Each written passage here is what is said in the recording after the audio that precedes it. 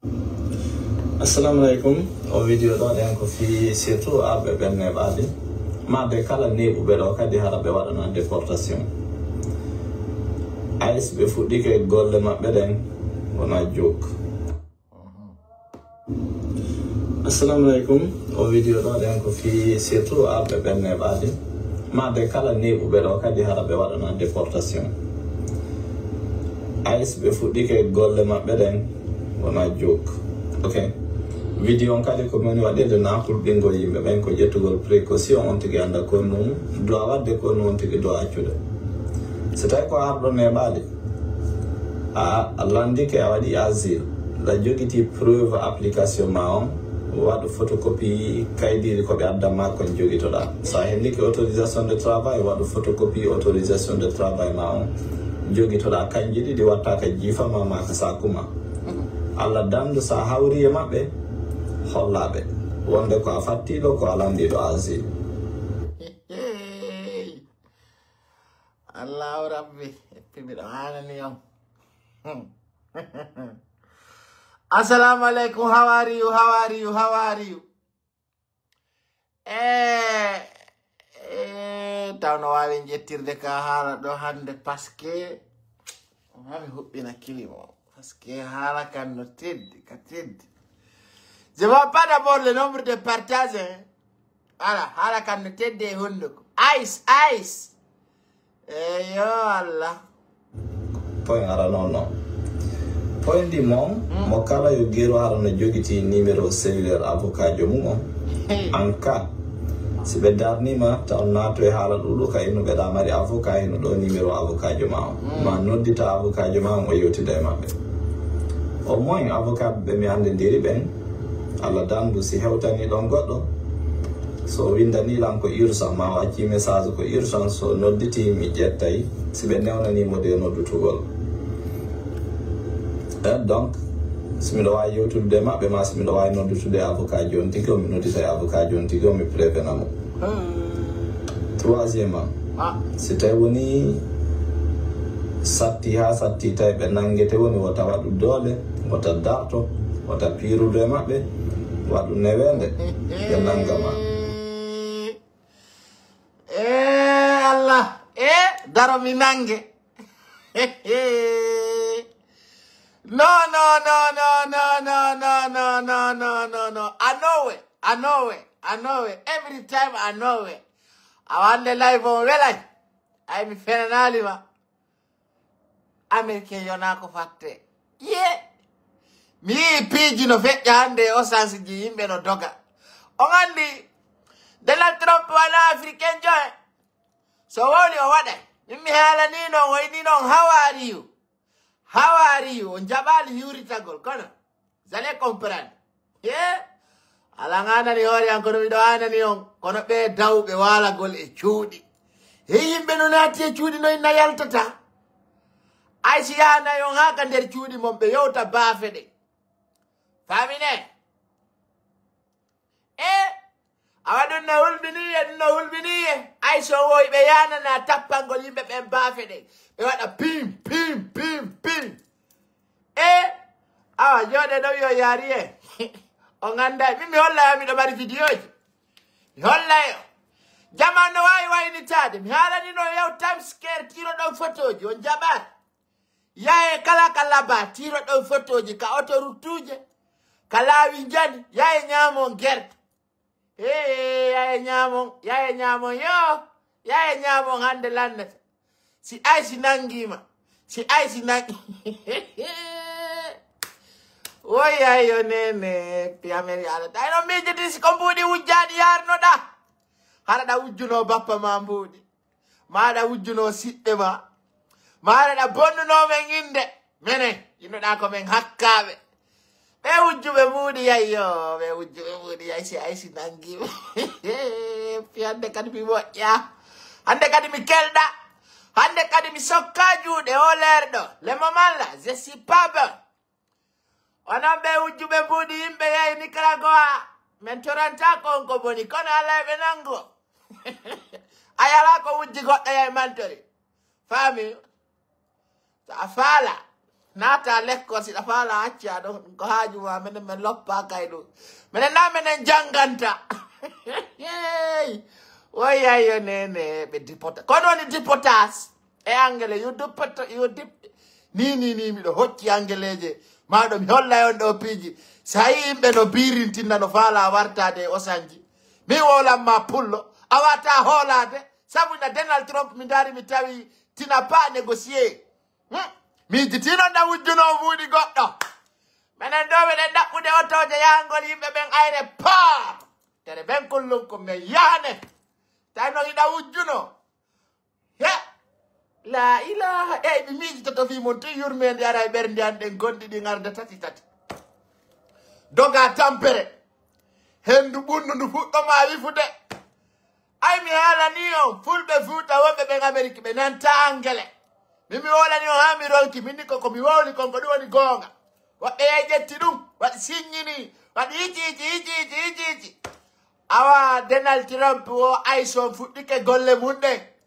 wobe nangayo après be récupérer be melota be getta judde be watira baaw après ils vont vous prendre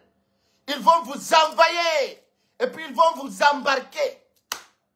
Ana tonna afrikino. Jonne den hedade do timbo. Timbo o ma pido. You're not d'avocat. Le plus traître du monde, c'est les avocats. Dieu n'a pas de limite. Dieu n'a pas de limite sur cette life. Dieu n'a pas de limite. Et avocat c'est un autre téléphone et joga ko répondre ko denyande nonata téléphone ma no yama anowe la wala avocat pibi hulani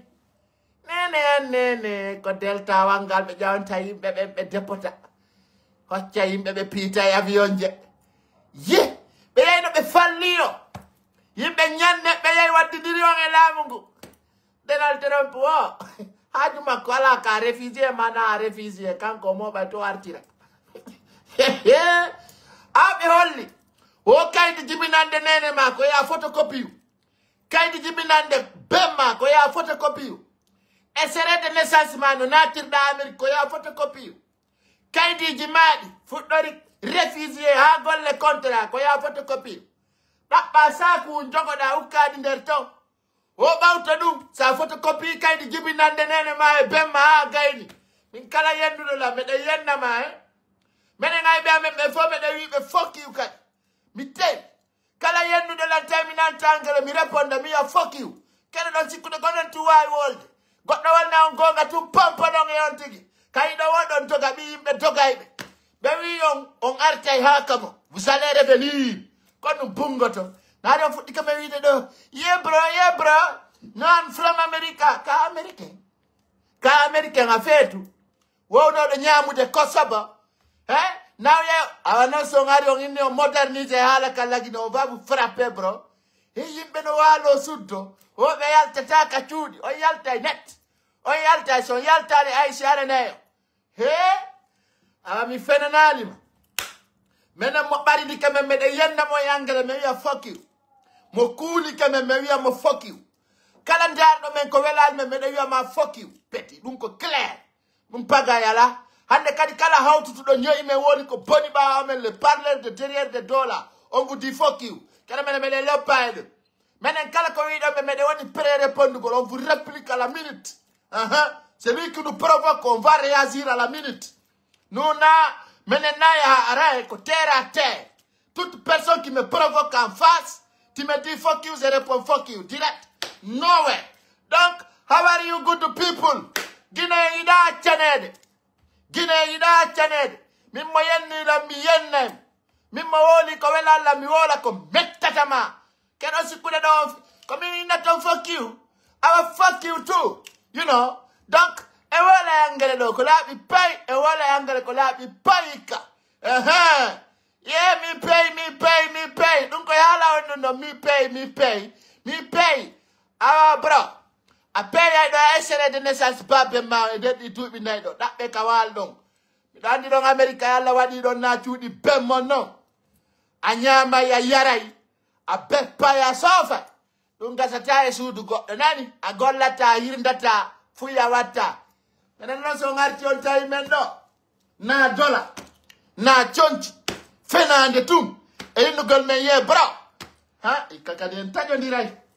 meɗen ɗaɓɓi ɓernde bonde meɗen ɗaɓɓi ɓernde bonde meɗen habbi o so Allah jaɓi haɗi on nodda yimɓe nodda on ƴettata ɗum fa meɗen marani on heen ka ɓernde amen ɗo min nodda on ƴettata min windana on jaabotako no sikkude goɗon tum boni tawa men Afrique anda yo continent ɗo en golla e mo sina ɗum ɓe golla e kala yawɗo Nicaragua momin windani jaabaki bro ay hay téléphone a artata e mum woɓe jaɓay hay téléphone ji ɗi fof o ay si jaɓay téléphone ji buttina yimɓe woɓe melota mi holla on petit ni jama on ko groupe giwe wona ƴettede regardez tama ni ton a yahaali nokkugo yewtideɗa sina haron tigi no waɗi crime waɗuɓe crime ɓen noon ni so ɓe nangiɓe ɓe natta e ɓewne ok par ce que ɗo anndi ɓe votino ñanden ka konge na abbe fuɗɗitoɗen nde a ñando yennuno kajjati firiya innuɗon mo moƴƴa o ko mo woni egiri mon partage ta live on may jonne en foji ɗi min nami américain min ko Afrique mi woni min ɗo yemi from Sénégal bro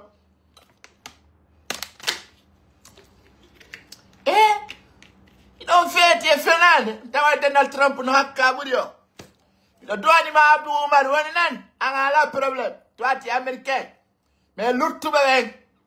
ɓe yawɓe yendilan fo e commentaire wollan ko boni Allah ɓe nango ay to wi o neaki mi huɗayo kala yawɗo yendinmi e commentaire haɗa ko Nicaragua rewɗa keddiyete pela là-bas par ce que il n'y a pas de limite mi janta konko moƴƴi mi janta konko moƴƴi no fije mi mijanta konko moƴƴi no jale mimo anniyani kalan ko boni miɗo anniyani ma baba ɗi matin comme soir bimɓe kikiɗe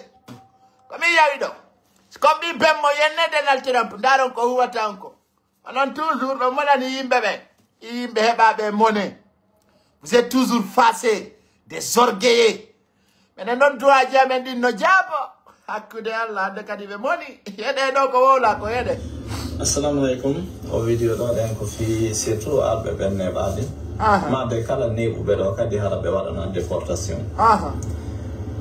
AS ɓe fuɗɗike golle maɓɓe ɗen wona joke ok vidéo on kadi ko noni waɗirde nakul ɓingol yimɓe ɓen ko ƴettugol précaution on tigui anda ko num doit wadde ko non tigui do accude so tawi ko arɗo neɓaɗi a landike a waɗi asile ɗa joguiti preuve application ma on waɗa photocopie kaydiri koɓe addanma kon joguitoɗa sa hendiki autorisation de travail waɗa photocopie autorisation de travail ma on joguitoɗa kanji ɗiɗi watta ka jiifama ma ka sakuma Allah dandu sa hawri e maɓɓe hollaɓe wonde ko a fattiɗo ko a landiɗo asile on ɓe fattiɗa point ara noon noon point ɗi mon mo kala yo guero hara no joguiti numéro cellulaire avocat jo mum on en cas si ɓe darnima taw naato e haala ɗuɗo ka ino ɓeɗa mari avocat ino ɗo numéro avocat jo ma on ma noddita avocat jo ma on o yewtida e maɓɓe au moins avocat ɓe mi andidiri ɓen Allah dandu si hewa goɗɗo wala on gonga e fena ɗon no ɓurani o wallay ne ka programme mo jiiɓike o tere ben kollonko min komi yii kon ɗo haajuji mon ɗin boniri wa transition o mi anda noon ɗum sino enani o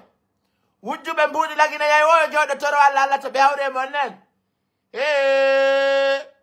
la ilaha illallah e golle kuddi ɓe to ga yaha ɗo Amérique ara ko rondede artire wa volere yaaju hey so windanilan ko urgent ma wacci message ko urgent so nodditi mi ƴettay si ɓe newnanimo de noddutugol non minen américain ɓen jeeyaɓe ka groupe Donald Trump minen min yanana bonnuɗo naati Amérique ɗo yo noddu goɗɗo téléphone minen si min nangima minen ayso a wolta ɗon téléphone wala téléphone on ɓe noddata minen ɗon ko tuma hewtoyɗa kam mon woosi nodda goɗɗo téléphone no hello no never know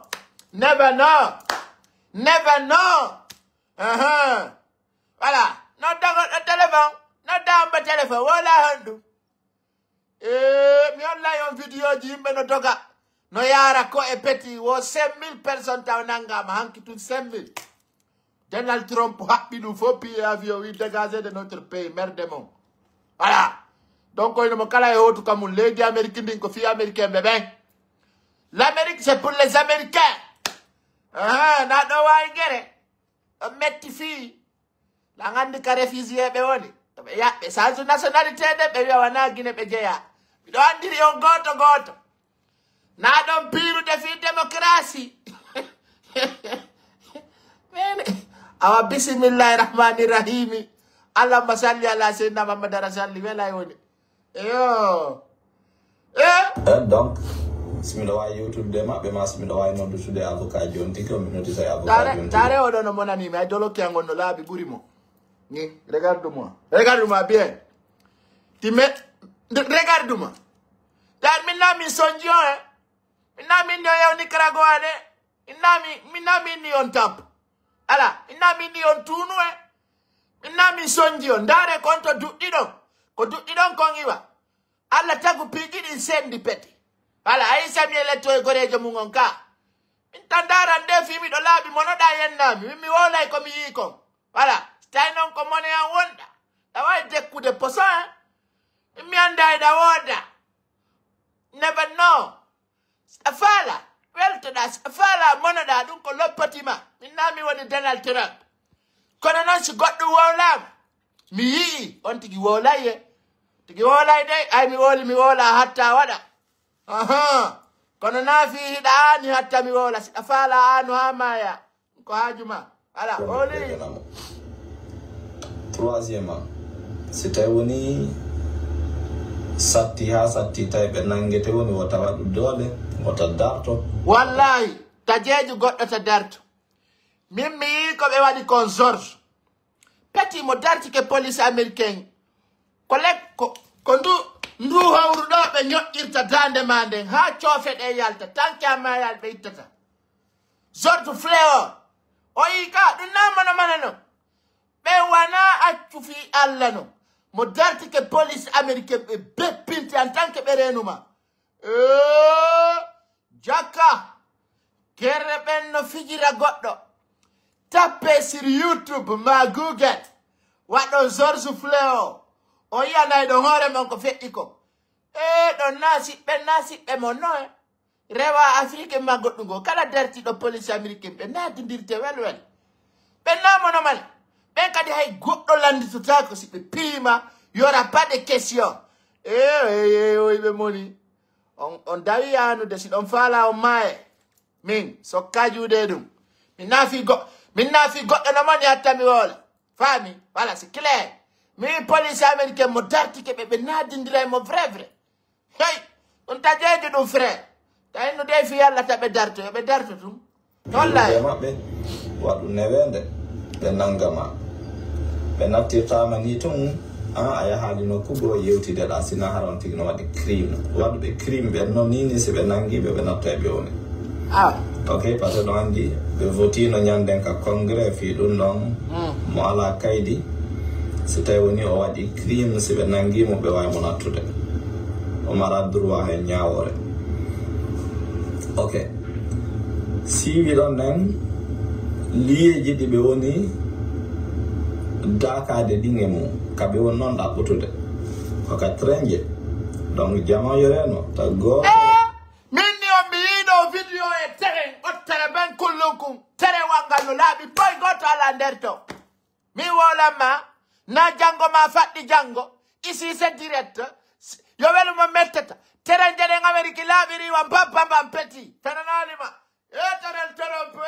Trump, how are you brother? Wale kachudi, wale suntodo. Ming hey, voilà. Pifane nani, Morisandano, what a program in Jumum. Come on, my window, the love you in the life. Deal train. Ta go to deal train, jeden. Ka trenje, ka opitoji. Opitoji ɗin hay ka golle hande bimbi hôpital on ɓe waɗi formation golle ɓen fof kono be jabota sitay ay sari ton parce que be andi be ala kaydi bu yare ka hôpital walo ton donc be now no wi on dikata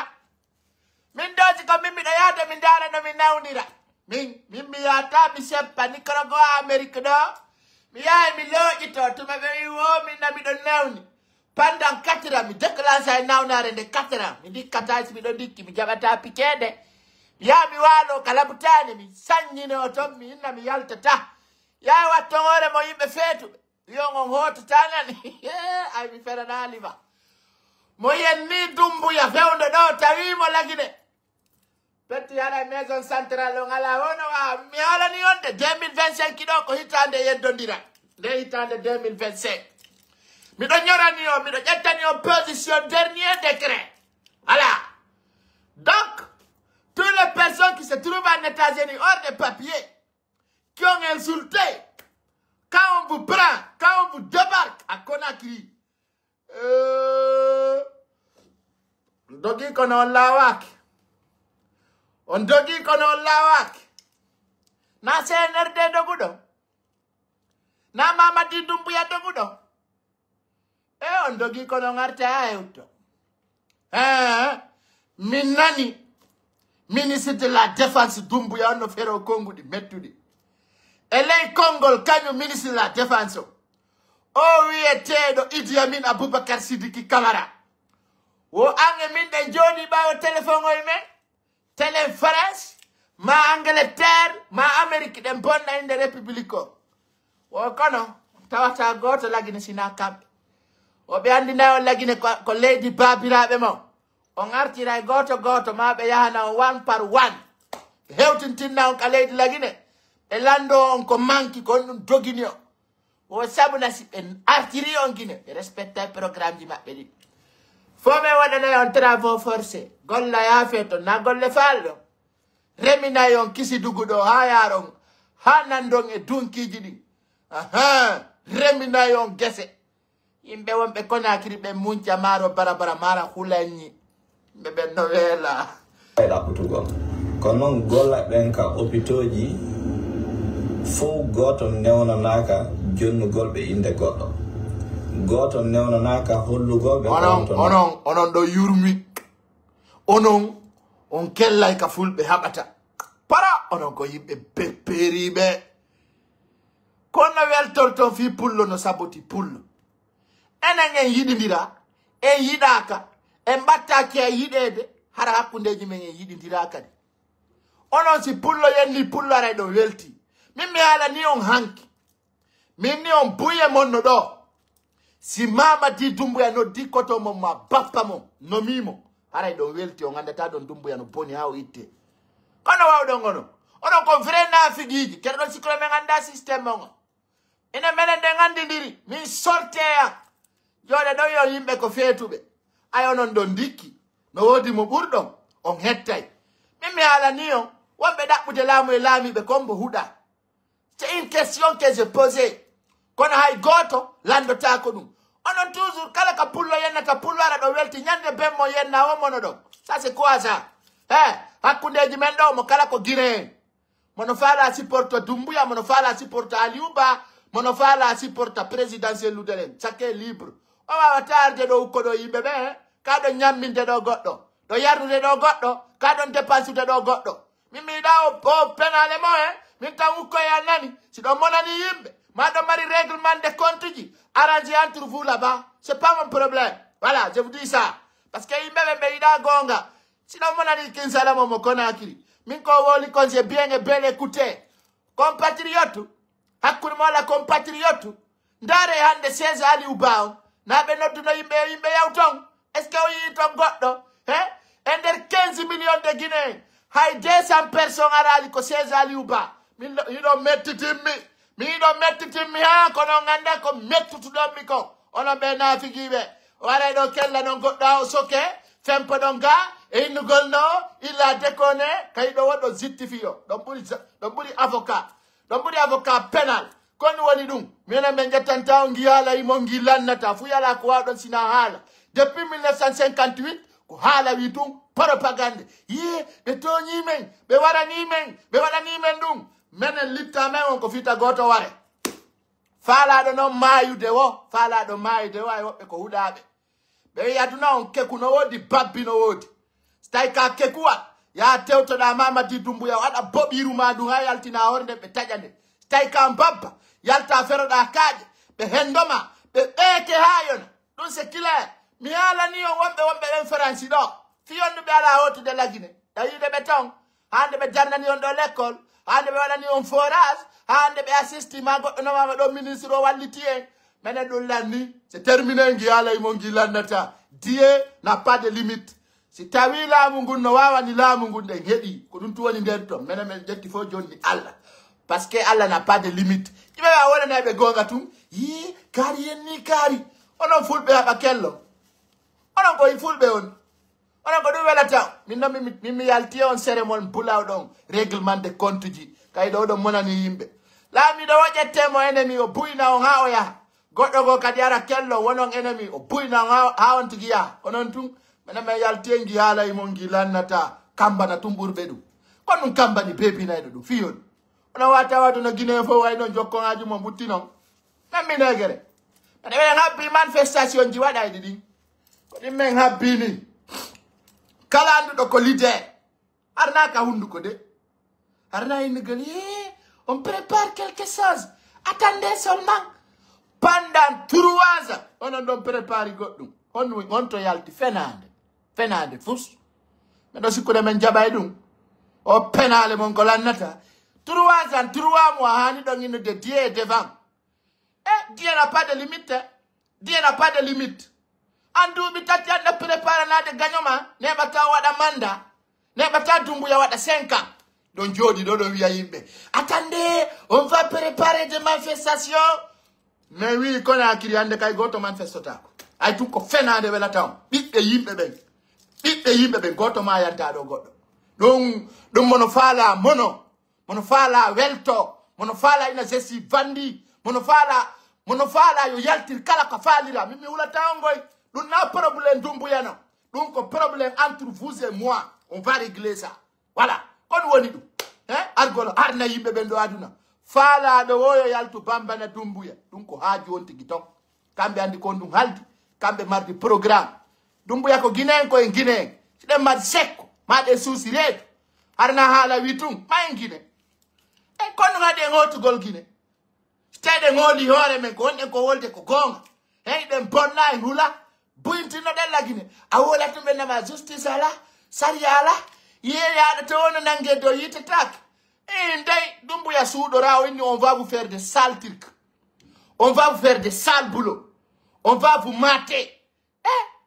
o wowlaali goɗɗo ya bebinte wiya o bebintama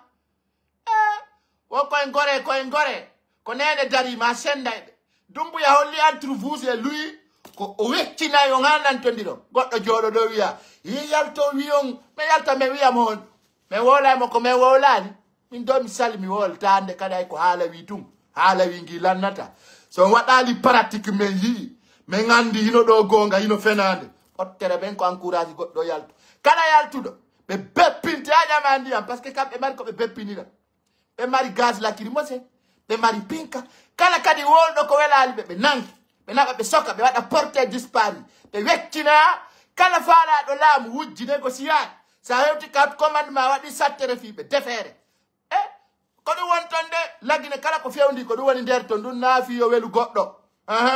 minen min changeay dey min nduɓandu am min nduɓandu an no welammi min nduɓandu an ɗo wona ko gardi buyna dey min nenan innawe mi yaltu fiyo mi buyne min kala ko beppintanmi ha bonnam mi hunduko mi tawaka min duuɓi feƴƴuɗi ɗin har miɗo waɗi pré à tout beppinede sokede piyede hari ɗum fof miɗo wonani kono min no faninke men ge yaari ni min nena wullirta noon jamais on yalnede faninke men ge mayino nana ɓe yiya ɗo reste au côté des gens arte ka pays men wona côté mo mena min wonta côté o kulle min décourage ay jama on few min woni premier waɗugol on campagne décourage gol yimɓe ɓen taw yaltu ware ɗon fi laamu min miɗo tawa je suis le premier prioritaire min miɗo andi mi suuɗora min si miɗo suuɗor yo Allah ukkange maayo mi muta tole hara ko fure on umbata suudora min suudorta ɗum ona won ɓeyde ɗo foyo hay Amérique ɗo iɗon jogude naata e cuuɗi waalo ɓappino nelanoyo noddane men ɗa ɓe addana men suddaje men suddo Amérique ɗo ɗon jogude suuɗo ɗon opposant rate opposant ɓe suusa reedu mo kala ya waɗa mouvement si Dumbuya yayi Dadis Camara fo wanno mouvement Dadis yayi Alpha Ari kono yarata ko nange yaltunge o lilante menen men gerdi e oɗo duuɓi tati e lebbi tati men tawi mo huuɗa net Dumbuya nde ɗa hulɓinamo wonde a yiya mo sikka mo nawni wonde a yiya mo sikka o maaya e joni wonde yiya mo sikka ko hande o ɓuri wurude minen min ronki faamugol o kamele yo yaagal min ronkani on giyaala e mo on waɗay ni si min heeɓi opposant jewiɗo Dumbuya walta ka pale min tawtay kono yimɓe ɓe yaltuware on mbaɓi mbabba encourage ta ɗum min mi ñamanta hay goto min mi ñamata ko sokatanmi min si CNRD noddilanɗo wi ar ñama mi ñamata min mi ñamata hande mi ɗeɗɗe am tuuta janggo mi falaka avenir Mandiang Sidi ɓeye ar ñama men soke min wonugol ka cuurungan ɗo tippo ƴetta oto munkum yiilo e nder saare Dakar nde yara Corniche yara route yara Medina yara ɗa min ɗum no welam min tagoto sokanga mi ñamatara sina goɗɗo addi mi saliye min mi yahay koye restaurant oye mi ñama tewuye min mi nodda yimɓe men yewta min lagine on ɗe yarlodir ko woni noon komi watta kon e hoore am mino tewa goɗɗo dogin ɗum e hoore mum de voilà minen min fotta min jinda min yaha e hôtel o min ñama ko weli min waalo ko ɓuuɓi gaz lacrymogène ala goɗɗo maƴƴintama goɗɗo sustama menasude ya sécurité voilà minen meɗen ɗo kono yawgol heɓa ɗo posum buyne ko Mandiang Sidi ɓe buyna 2 ans de prison 15 ans de prison heɓugol laamu kasori Fofana heɓugol min pijigon tan tawaka de min mi tawaka few Dumbuya no foofi kono enen gorɗuɓe ɓen ɗen doggude goye leydi mi anda onen gorɗuɓe ɓen konno wawde en fo ɗen haldi ɗen fotti Dumbuya no huli reedu kono noon enen suusuɓe reedu ɓen dogirɗen Dumbuya.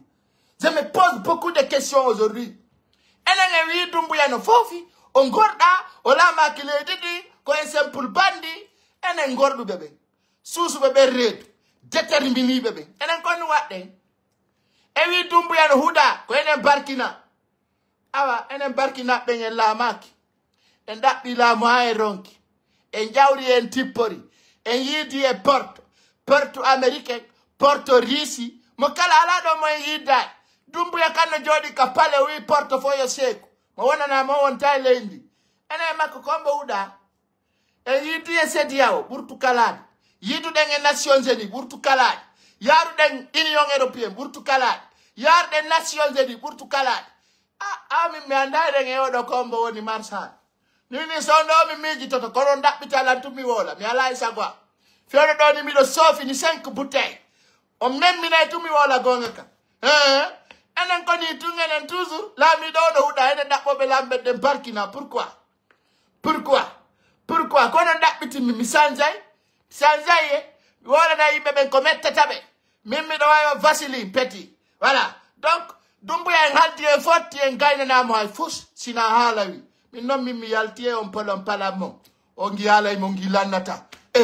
onon ɗo jooɗi ñande o Dumbuya gaynata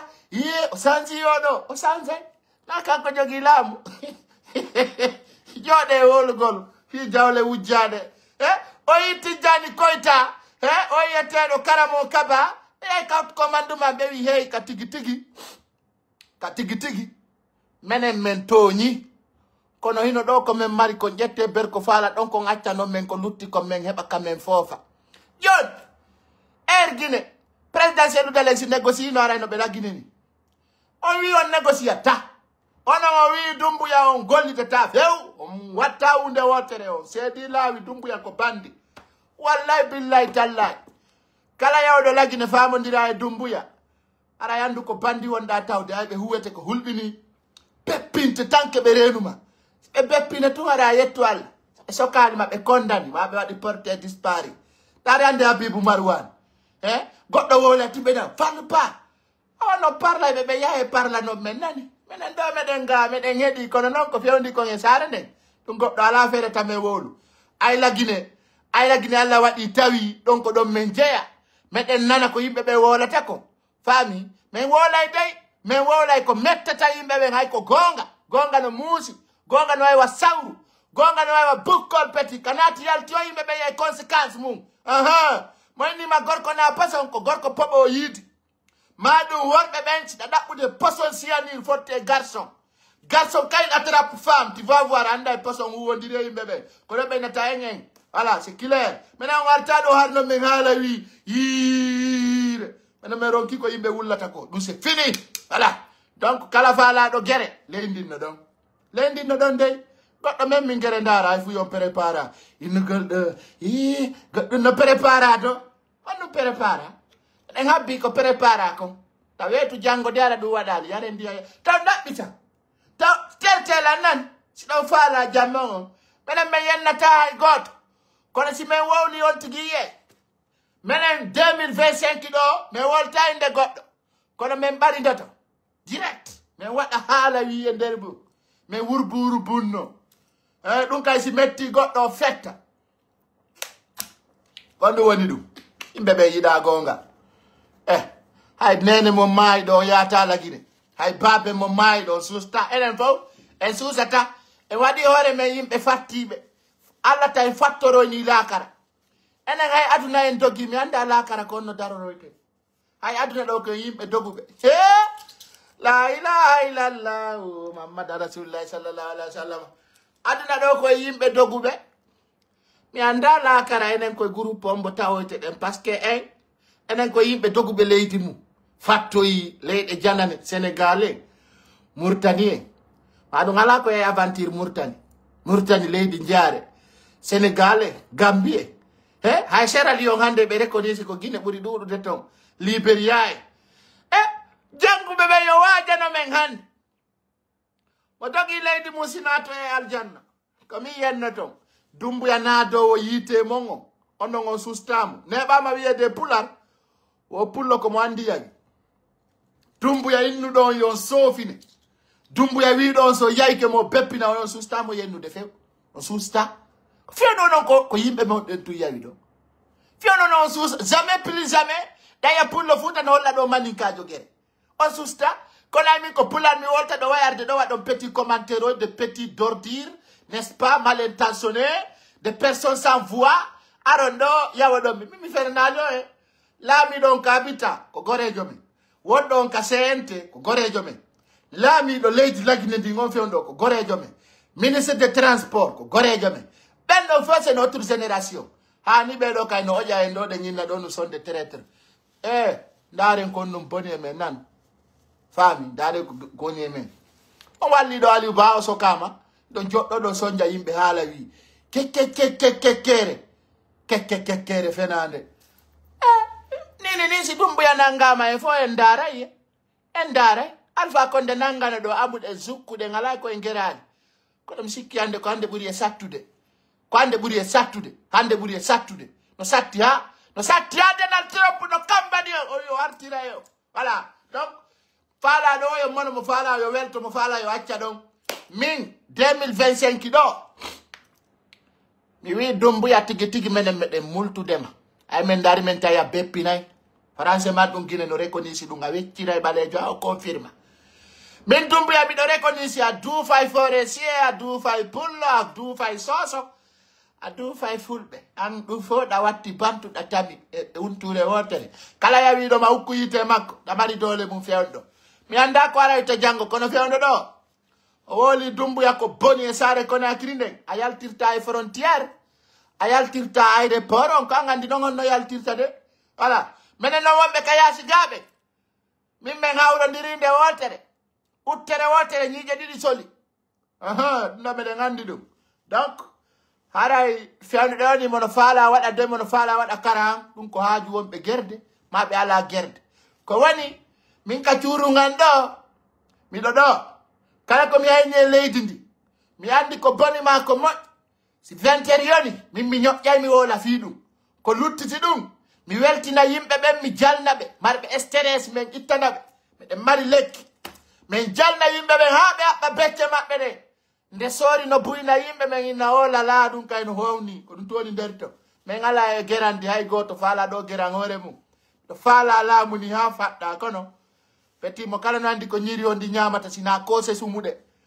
ñiri no weli ha kono ko si maafe no woodi guiñe no ƴakko kono ko si tawi ko weelaɗo peti ananu lanɗan no haade e maafe ko hanki ñamuɗa si tawi ko hecci hanki mawɗa duufay ɗo kilo si anda maafe o wela donc minen fewɗo ni laamu dumbuya meɗen daarude ɗum ɗen ƴeewde ko meɗen andi tum fewnuɗo ni kala yennuɗo dumbuya contrat makko no contrat Donald Trump peti tous les décrets sont signés à la barre kono woni ɗum soñjugol yimɓe ɓe kala e wolu ko faala kala e wolu ko faala hundu konko libre voilà donc mo kala no kambande goɗɗa wonata e position ma ɓe ara ɓe ronka ma merdinde ñanden faala mi yahay Conakry mi wola kala kon faala mi yalta mi nawano ɗum ala fewde ɗo ni meɗen faɗɗa yugol bambe to meɗen ciwta peti amba bimba e yi bambe to o e télé no yimɓe jilaɓe heɗe koni ko feƴƴude avec notre conseil on ɗo waali ok ɗum noon pas question liye kadi mo ɓewni on ɗaɓɓutude kaka l'école ji ƴen tigi wattan yiɗi ma ka église ji acceno mi lando min miɗo andi waloɓɓen ka église ji goy juulirde nden branche nden juulirde miɗo weltano imamu ɗon o imamujo on si noddi Allah seede ɗum ko gongata goɗɗo wolu ko anda nden juulirde branche kala ko toraɗo haray ko hakkunde rido e imamu par ce que Allah no jaabinani ɓen ɗo ko ɗon ɓe huɗuno bloguerjo fi makko ruwi few ɓen nayi o bloguerjo jiiɓi leydi ndin o wowli fenade o murtini rewɓe ɓe yo Allah ittumo ka woni ɗon joni peti o iwino ka woni ɗon neeɓi netti nden juulirde ɗo nden juulirde branche konni yaaruɓe Nicaragua waɗi ko yawgol ka juulirde ɗon tuunina duusuji ɗi ɓe ñaama macaroni ɓe ara ɓe beppa e duusuji ɗi ha ƴeewa tef hara hay ndeɗa julna hara ɗum no ukkomaka kinema malgré yaade savon en États-Unis meeɗa yaade to yimɓe ɓe watti arde waalo ka juulirde ka tapiji la ilaha illallah o Muhammad Rasulullah ka suudu Allah awa Donald Trump no woli anglere o wi kala mo ɓe tawi no waalo e église ma e juulirde so ɓe lando ko feetoɗo ma ko ndikkuɗo yo ɓe hoccumo direct kanene ma jara mo yehi ha aventure kono wallima e juulirde danɗe no woodi e piccuɗi no darnaka yimɓe naataye ya walɗa e juulirde a feetu ɗum ɗo fof ko yiɗugol mbuɗi mum ɗin seede ɗum ko goonga imamu on branche ɗon e sukaɓe jeeyaɓe branche siɓɓe yiɓɓe wonnoɓe branche faami ɓen ɗo yimɓe ɓe yaltu ka juulirde to ɓe contribue mbuuɗi ɓe itta yimɓe ɓen ka juulirde ton min o yeyowo nebbanture kun kaanu kun neɗɗo hun kun juburu ɗon ɓi ƴiƴam palla yinomo wiya ɗo woyo yimɓe ɓe yaltu ka juulirde ton ɓe ndaara ɓe soodirana ɓe building mi anda ko ministre jombo inno soodinaɓe ɓe building mi anda siko building pita o ka yimɓe ɓe yaa waalo awa haray dumbuya no hakkaye ñande dumbuya soodani ɗo Nicaragua building mi sunnay pale o gine menen jawle amen nden na ko naɓe Nicaragua fiyo yimɓe waaloye gine en no weelas mi fela yaw fode kariya menen kaalisi amen gine o na ko yimɓe soodane cuuɗi waalo awana ɗon barkina awan o aventure mon no weliye ko état gine on ƴettata mbuuɗi yaha Amérique soodangol ɗon building ji ka waalo ɗon a onon hiɗo waɗa barki awa haray o état américain kamɓe hiɓe huɗayi soodana rewruɗo Nicaragua suudu fi on ɗum ɓe waɗanta ɗum pourquoi awa kala waalɗo ka juulirde ton noddi kele mum Allah yoɓe nange kala waaliɗo ka juulirde branche ɗo rabbana atmir lana wakfir lana kala waaliɗo ka juulirde branche ɗon noddi kele mum téléphone Allah yoɓe nange Allah yoɓe nange kala yewɗo waali ka juulirde ɗo yenni goɗɗo ma naati TikTok commande yenni goɗɗo mere fus ay na tampere ma lappu maɗo ko bonere mande ande Allah e benang Allah e benang Allah e benang Allah e benang kala wali la don ka julirde beral suda jandari video goddo ayna julugol de umato o yaltina ton ka o yaltali o yalti ka o yaltali duddane langoy taminadu ko sonkata noppi mondi heybe moni mena dobe den euro yawnobbe manifesti don contre Ousmane Gawal Allah taw ngartu kono yawbe be fowali ka julirde beral sudo noddi kelemu mandari TikTok yenni goddo heybe yennam wali be tobbe min do mi huday tay pass merci e accala noddugo yandi tampina on noddirton accata mi wonna yimbe be nouvelle jidi on accata mi wonna yimbe be nouvelle jidi on accata mi wonna yimbe be nouvelle jidi nami woni torompude ko torompu yo kala yawde wali e julirde ma église yo be nangumo be artira ni be wadi reni yo yore bonnude langinde min nami woni président de la transition on taw bon langinde taw mono yalla jeji yo non de Dieu n'a pas de limite ta flafla alla la limite ala kono ankadi da fiddi kon num bonnuma kitela ngo numero beni ta flafla lagide do me wola e manin ka joni peti jon me wola e manin kare labunde ta flafla Dieu n'a pas de limite so fala o yennira ila fo konti ji mo hara ko chinois windu don dum ko haaju mo famine wo men tewi ta flafla oya yo nena jara aduna no satti hey golle bonde yimbe be yida waajede ko be yida nande mi wana mi ngadi ko ari ta flafla ala Dieu n'a pas de limite, restez connectés, chers compatriotes. Bon, on va écouter un peu.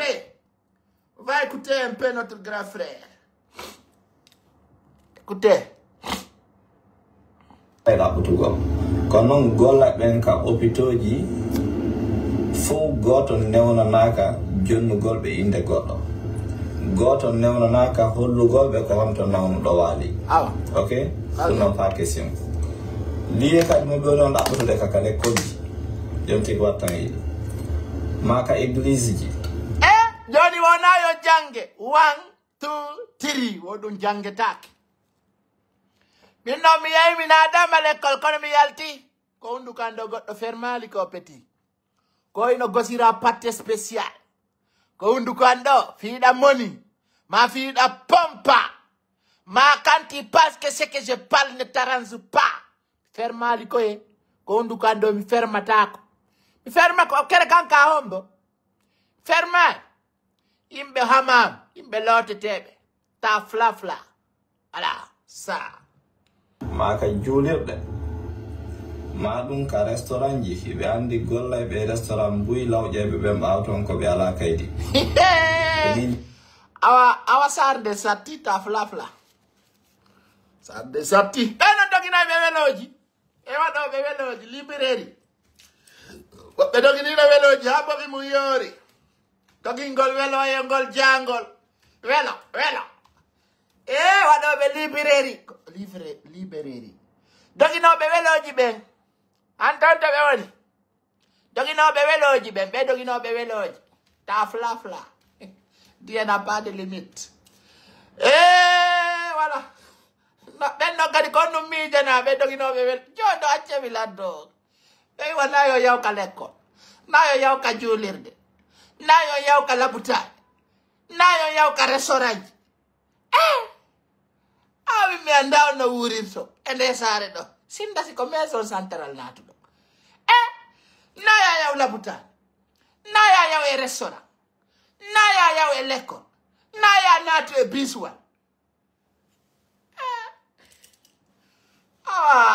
min ngalda e leydi do teyandu do hoanga yana naka julirde naka église naka labutane naka restaurant dun do fo anna yaw mon frère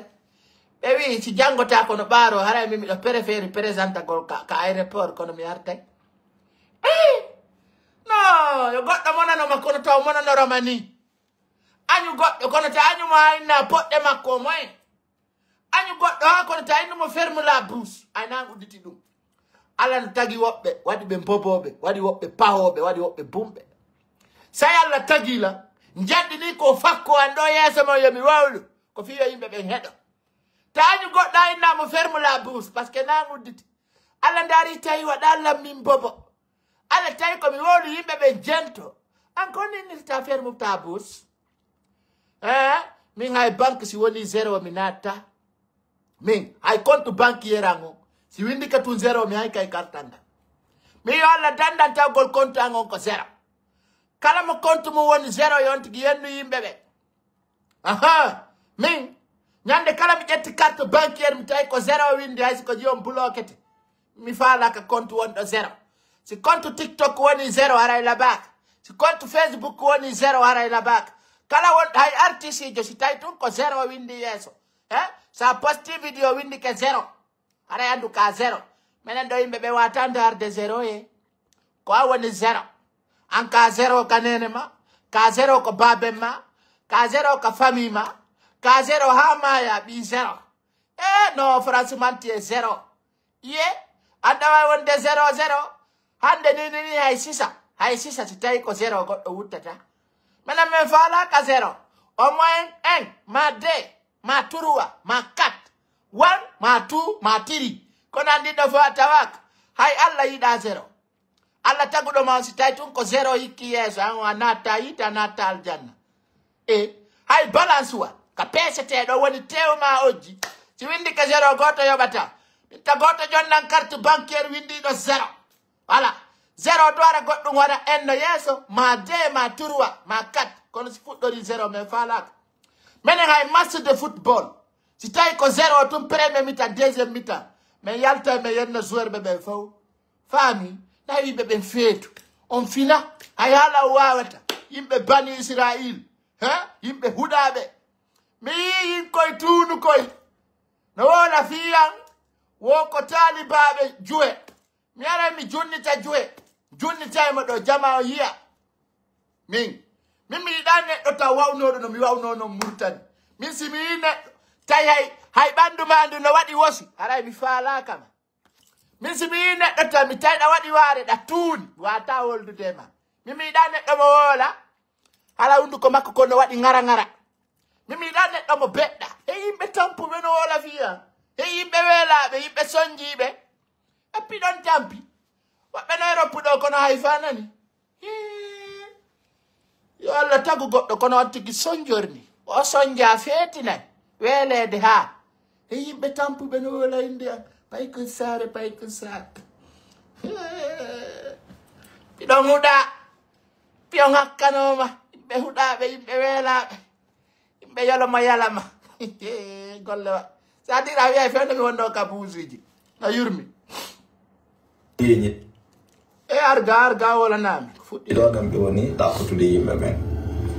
donc innaka sa hayni keɓe ɗo ɗen ya doggu laawoɗa non kono noon sa yiɓe nokku goɗa wawi évitude rewra laawol go évite rewra laawol go pullo fof tawni gatata o tan murutoɗe ok woso yi policier ɓen ko yon takko andi oɗon Amérique kono o taka ton Amérique no wodi policier ɓe wattata ko teni ɗon andi ɗum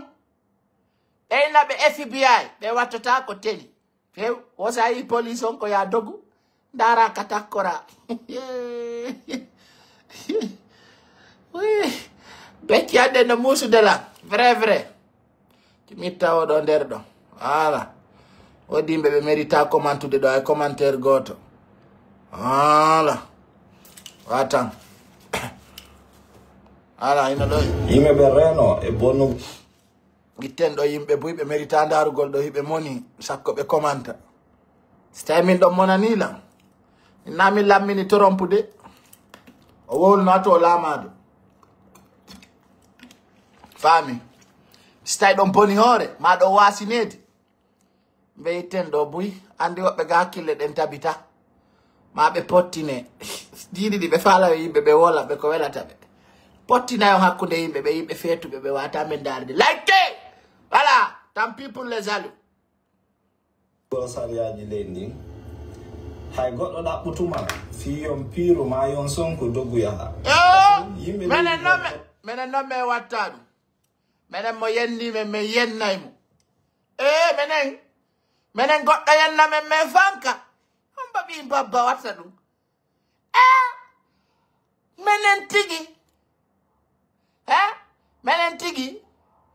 tigi goɗɗo yenna men min fanka goɗɗo yenna men min fanka on baɓi huɗaɗo menen si américain jowi men fuck you min wiyaymo fuck you menen la nedinaɓe men amérique de awayi ɗon feeti e wo ko si goɗɗo yennima wo ko ya dogu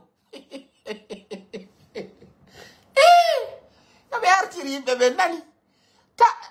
goɗɗo yennama hara yettotako grand ɗo incroyable mais vrai menen mo yenni men ay haray a feeta yimɓe saɗa mo yenni men ɓe yennamo mo yimen fokkiu men yotto direct ɓeɗo noon no wulɓiri ko mo yennima ko ya dogu sa hayni ke police ko ya takko ma en dow hara en junnitaki ma en dow men redressay o bani Israël ko menen ɓe hokki e dossier ji mum joɗeɗoɗa frère ɓe andilande ɓe testa e woni andi ɓe wayrila yiwde ka systéme jiya wosi jano amérique wela e woni wosi tawi ɓe yennima na ya yotto wosa yottike awa aduda on faala yinude grande diplômé jo on fena e woni on faala yinude timboji ko woni ko wana gonga donc mi wana mi woli ɗum de wosi tawi ɓe jentite a on nanta pulara ɓe fuɗɗitinna vidéo écoutez ya dogu lawoɗa non kono noon sa yiɓe nokkugoɗa wawi évitude rewra lawol gol évite rewra lawol go pullo fof tawi ni gattata o tan ŋurutode ok yimɓeɓe reno e bonnugol sariyaji leydi ndin hay goɗɗo ɗaɓɓutuma fi yon piiru ma yon sonko doggu yaha par ce que yimɓe leydi gono ɗo heɓe boni so ɓe andini ni ɓeyano ɗaɓɓutude heɓe andi ɓe wawma ɗaɓɓutude gokkuni piiron ɓe noddaɓe ko exemple réel mi woni o worande musidɗo men ñandeni o piiruduno ɗoren e goɗɗo mais yottoto police ari ka police ari ɗon ɓe ƴetti information ji makko ɗin ɗen balɗe ɗon ɗen on daari application makko on tawi ɓe bloqué ɗum makko on o nodditi fi andugol programme ñawore makko nen ɓeynimo mari criminal case c'est un problème donc ta goto taƴu guere kala ɗaɓɓutuɗoma doggu lawoɗa few hay siko kanko ɗaɓɓutuma doga few martitoɗamo ok donc ko ɗum ɗon min marno komin ɓeydita jama noon na yo huulu buyo huulino ka cuuɗi ala yaltude ka cuuɗi seɗa mari golle yaw golle seɗa mari lekkol ko yaha yaw kara ayni ta goto yaw lekkol ɓe nangude to yimɓe ɓe ayi ta goto yaw labtade yimɓe ɓe walto ka cuuɗi ɗum noon ko hako woni kon ka firgoji lanna nanu kari walo to itti bimbe a kikiɗe timo kala no mari pay kun ka reedu ɗo si ko ñamali ko ɓuuri bobo peɗɗi ko yaltinta ɗey ko yaltinte jama yo walo ka cuuɗi ndar pindi leydi ɓe hulɓini ke ko lekkol commune kon waɗu photocopie autorisation de travail ma on e ko landoriɗa kon kaydi watta ka jiifama watta ka sakuma awa ma en dow guera haroɗa jogiti avocat ta goto e mum wonu ha fennuɗo hara ala avocat ok yo Allah hisin jama on merci et bonne journée awa hara yo nani ɗum ɗo ka joni noon mi resima ko ñalli kon hande amérique ndaare ay vidéo ji ɗin no ɗo hay so tawina enen jeeɗi lanɗo pulara salminama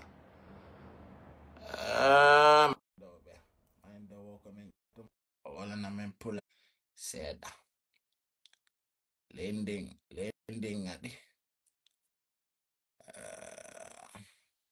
a holɓene pay kulla ba kum konno way mawɓe lanni moɓɓe no ɗo e fankiti buɗe joni noon mi ndaari mi tawi ka ɓiɗɗo gorko iɗa ñaaɗi ñas par ce que an a ñawda e feeto kono gran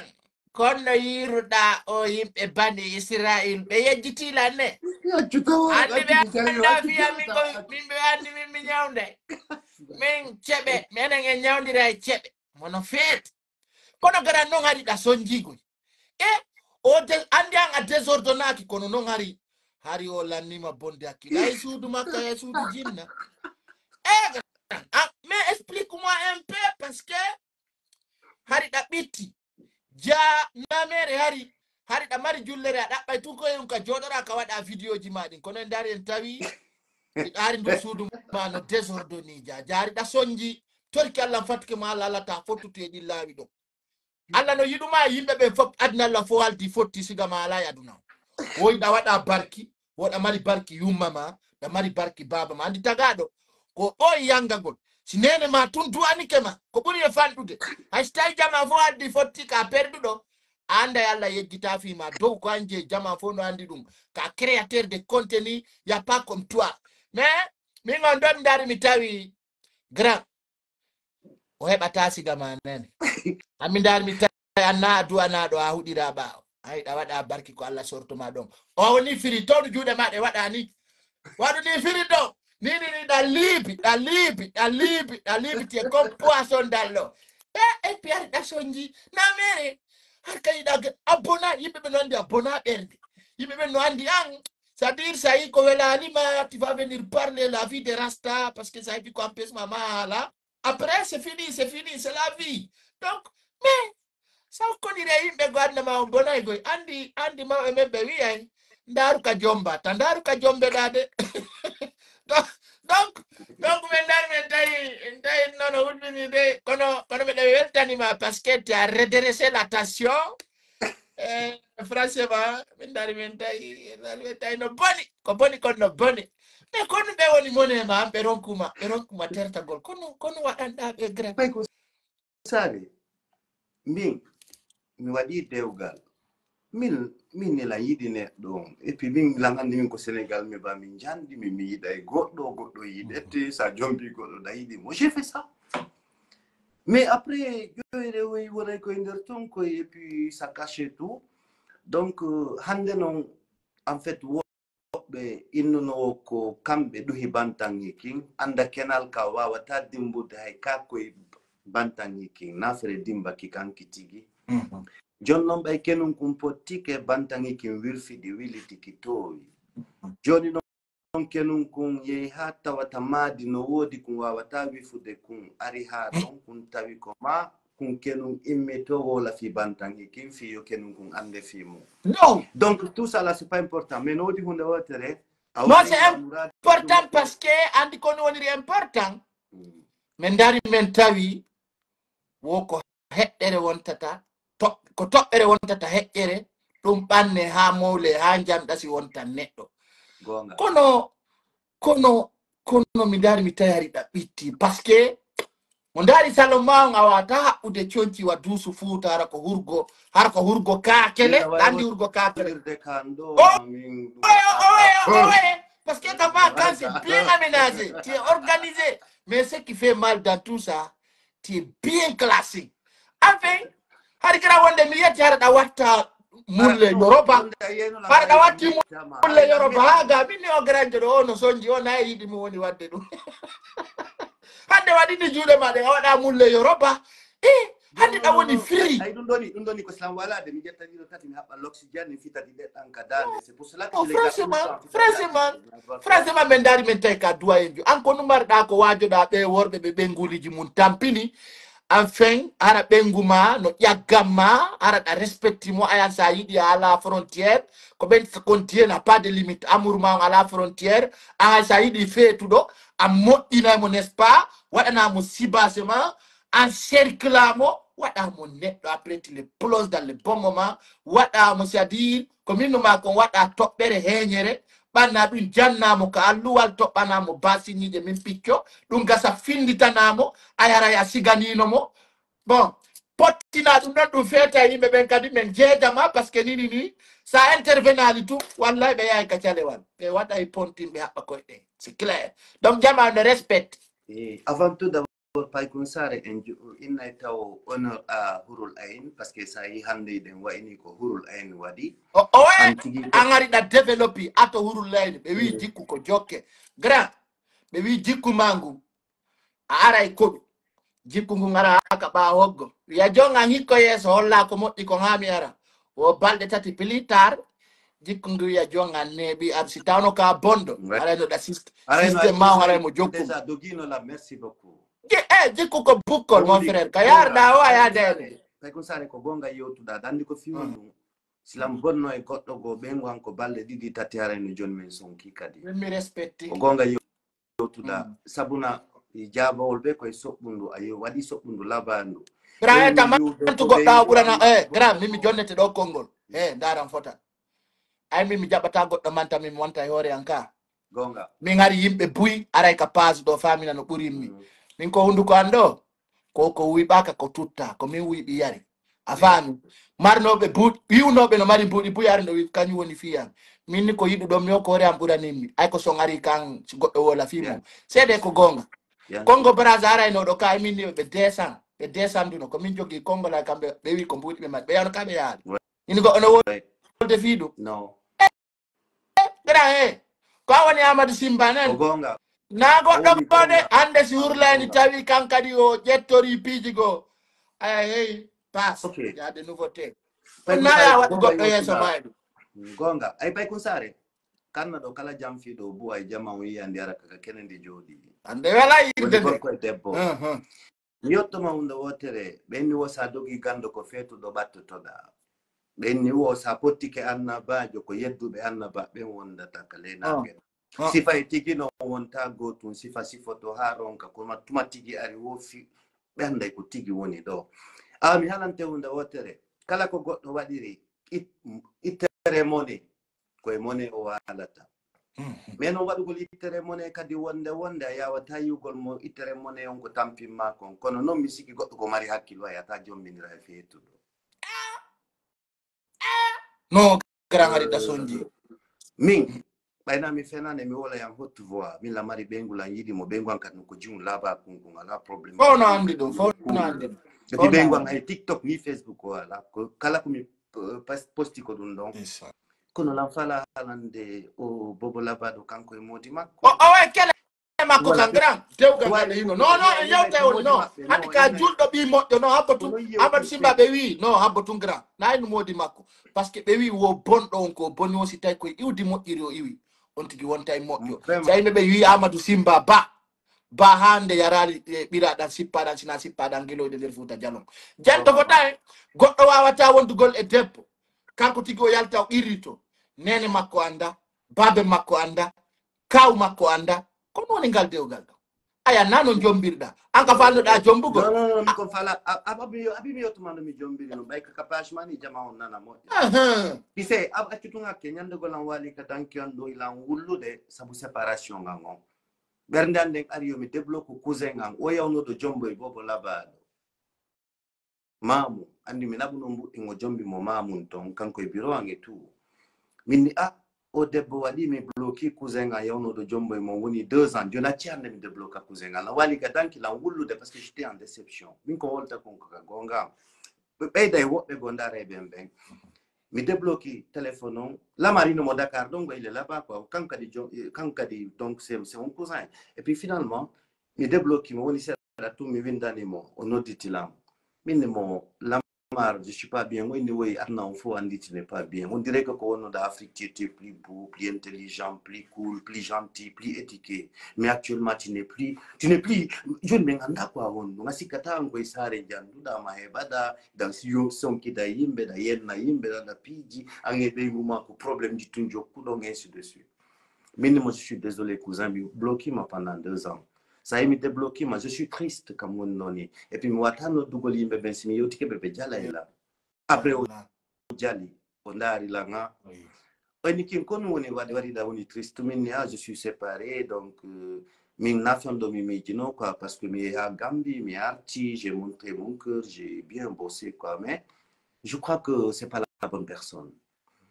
On lanking dandi kunji wono kunga quartier do gila ko wono pay kunto so kun sa ari no ara mo na mo yidu ma ainsi de suite Mimi yejiti no mianda. En langi no modo. Et puis finalement, Isra bien kadiari donc. Et ndel comme yo takonga que cybermakon Isra bien ngari donc. Kon way la mar comment tu vas nanga def yang si jamais sur yo ti donc tung la mar wala ino do Isra bien ma. Mais yo ti tumbe no bi tango yo te indemanden tout le temps ino do numéro makon. Ben yo ta no dum joni mo ka golle. Qui de mon Dieu non.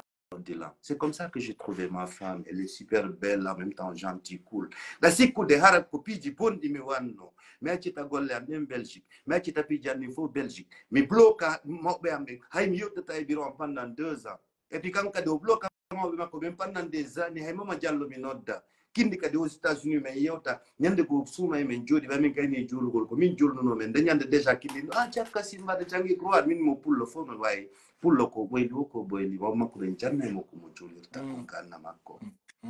o ni minimo dani ko no watte Simon Darde l'anni parce qu'on a arrêté faut on a arrêté Simon Darde manile elle est aux États-Unis ko debbo moddudo minira o makko après minimo lam fala e yaw hiro de mama elenge makko salmine nene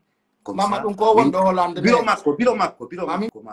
ko mama mi andi non mama jungan ko mama Diallo ce petit tunga mama Diallo me wel dit trop comme mama Diallo me den habit vrai on parle tous les jours quasi quoi ko djumo elle n'a pas de problème non c'est une pote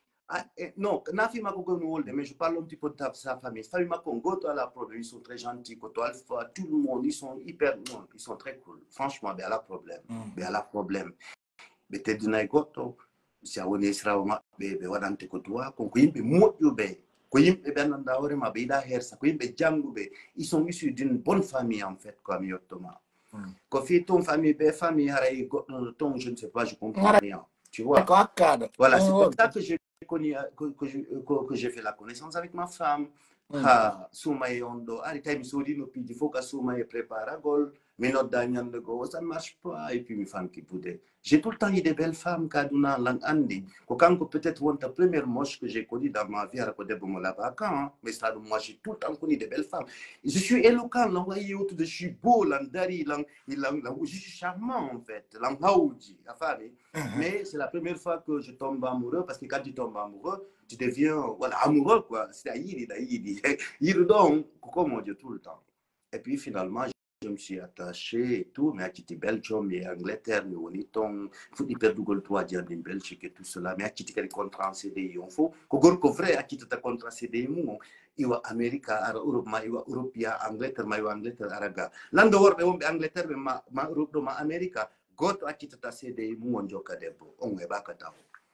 goto jabata wadugol dum parce que andi haray ko am perdre j'ai même proposé pour acheter une maison ici et puis dit s'il me le permet Bouba Djombo Minya Makong parce qu'on voit qu'on c'est très clair et net c'est comme l'eau de roche non la bipos au King tu peux acheter une maison ici en Belgique avec ton salaire et tout cela how in la no di gomini je vais acheter une maison qui a 3 chambres ara kanko bi makko ben di do heba chambre min kad me basudo andung et tout cela je vais acheter cette maison. Non, je ne vais pas rester en Belgique parce que Belgique, j'aime pas, j'aime l'Angleterre. Ok, je arrête. C'est comme ça que c'est passé. Je me perdu famille, me perdu pigi d'info et puis on a bito, on a bingi, on a importance, on a ngari, on a darne, on a tête d'ingol maube, on a dina et puis je me suis barré. Quand on me barré, moi j'ai été largué, j'ai pas été largué parce que on a autre no debbo si da fala mo tappude moƴƴa wonde ara hay mbalde hollata mo fiɗa mari faale mo wona cool yay haw fiida ko mono mo andi puissance ma mo andi que tu es un vrai lion tu fais bien les choses ya randa kada humpa kay mo wona cool a waɗiri ne nga ɓay en so kay fanka bude jokka hajuma fanka mara puissance ma jokka hajuma c'est comme ça que c'est passé ha tay handa kadi sonko wingi ɗuɗi ɗo tay a retiri ɓe yawi après mi Gambie mi jokkiti ɗanni mi yawno Gambie tabaskire am tu te souviens de ça mi yawno Gambie tabaskimo Dakar tabaski on ko min e fabi MC feƴƴindini mo même à Dakar habola mi noto ɗo habola lang artudema habola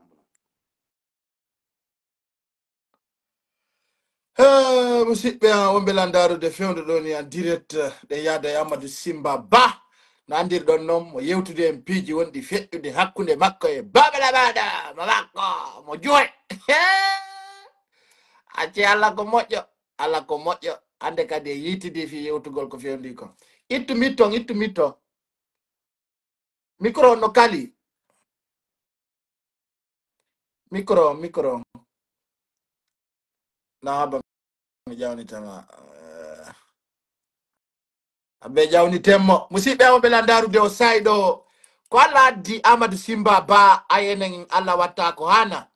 ɗon andi ce n'était pas notre programme mais c'est un grand frère si o ari ka page men ɗo ara ko mbaƴƴetten mo teddinen mo ber ko hewti kon ɗo ay tagaɗo wona yo wawa jije Bassirou ara ko tuma soirée waɗi o so anima voilà hani micro ma on ala ƴettude micro ma o mi anda micro ma on no ɗani mi anda micro no fermi micro no fermi a naatu yaltita sim ƴette a yaltita ka nder live après mi ƴettama micro no fermi ɗon andi jije Bassirou o animi o tuma soirée waɗi so Allah jaɓi en haɓɓay jama mi holla on ɗo ko fewndi konka bisje tapote like et on va essayer de bouger voilà manquez pas tous les 20 heures ici voilà fala ka grand jola ko ɗum hara ɓe falamo sakkindade kono wolay de wolay mi anda o téléphone ma ande micro ma o hani no fermi micro o ngoni ko fermi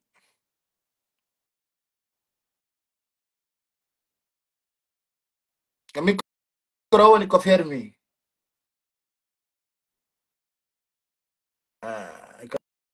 no fermi hani no fermi micro ma udditaki mi anda sa redémarrer ta téléphone ma parce que des fois ça arrive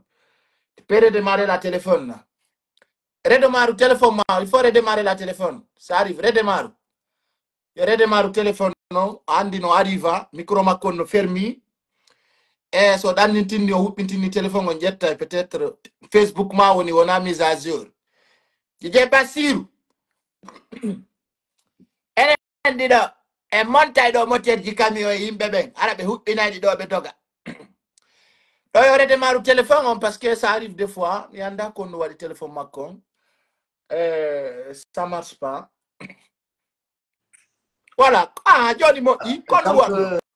il fallait que mi yalta ko amlo no dilangore jo on ko andi amlo ko no dilanko ɗum waɗi kere wona yawo non nafi ɗum ɓay hari o rena live men o wajoni déjà on ati quoi no amlo no yiɗi ko yewte ko entre men quoi nafi ɗum andi jama on andi no position kan on ɓe andi no ko je suis quelqu'un de cool kamɓe ɓe darta fi sila yewte parce que mi yewta fi bonnugol inde goɗɗo puis j'ai tout accepté, bah, il m'a accepté l'Impide et puis je suis parti en Angleterre. Mais t'as vu, hop, dans Londres, moi j'aime pas du tout. Là, il dit au Angleterre visite, non, j'ai pas envie de vivre là-bas parce que, mida, que soit. Mi hebi e mon, kono mi hebi e mon ko rentagol bondo. Kono mi perdi mon pendant plus de 7 à 6 ans ou 5 ans. Mi perdi golle anne, mi perdi famille ango si mi récupéré be.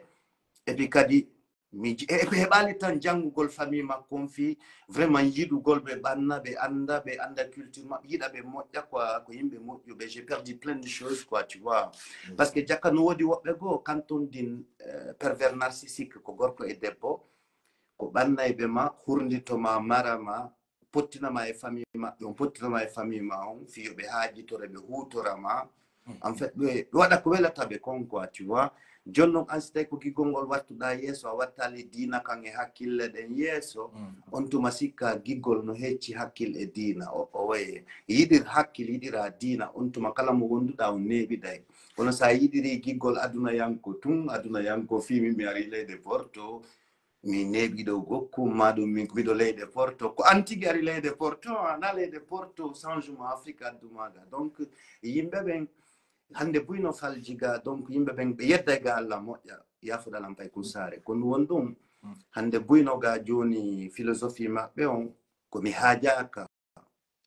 ɓenna wo vivre seul est mieux que de vivre avec quelqu'un qui t'emmerde tout le temps ɓe yejjita pour être emmerdé il faut quelqu'un mais ça woni an ton tu ne seras même pas quelqu'un plus forte raison que goɗɗo go ara emmerdama ɓe ƴettino philosophie ji go ko ɓe tawrabiro maɓɓe babe maɓɓe ɓe ƴettino philosophie go ko andanɗa hoore maɓɓe nen maɓɓe na non wayi donc ɓe yimɓe a wata famodirde maɓɓe haray min mariage en fait bobo là-bas donc parce que ko fi makko e wole inde makko de nana moƴƴa mi lan o ɗon no yiɗuma sayi moyna motivation siki el tema gra el tempo mi motivation siki lan suetiɓe heureux ménage lan o e gra yewte noon ɗum ɗo na dewgal noon ɗum ɗon antigui abota ami gayna après tous les non min a jaɓataɓe suwetude ɗum ɗo voilà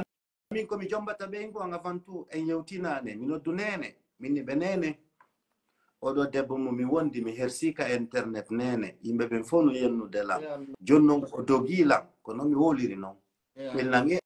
amadou simba kon ɗum waɗi minni nene o innan omi jomba cousine ɓe amɓen dalaba ainsi de suite andi jomo dalaba ko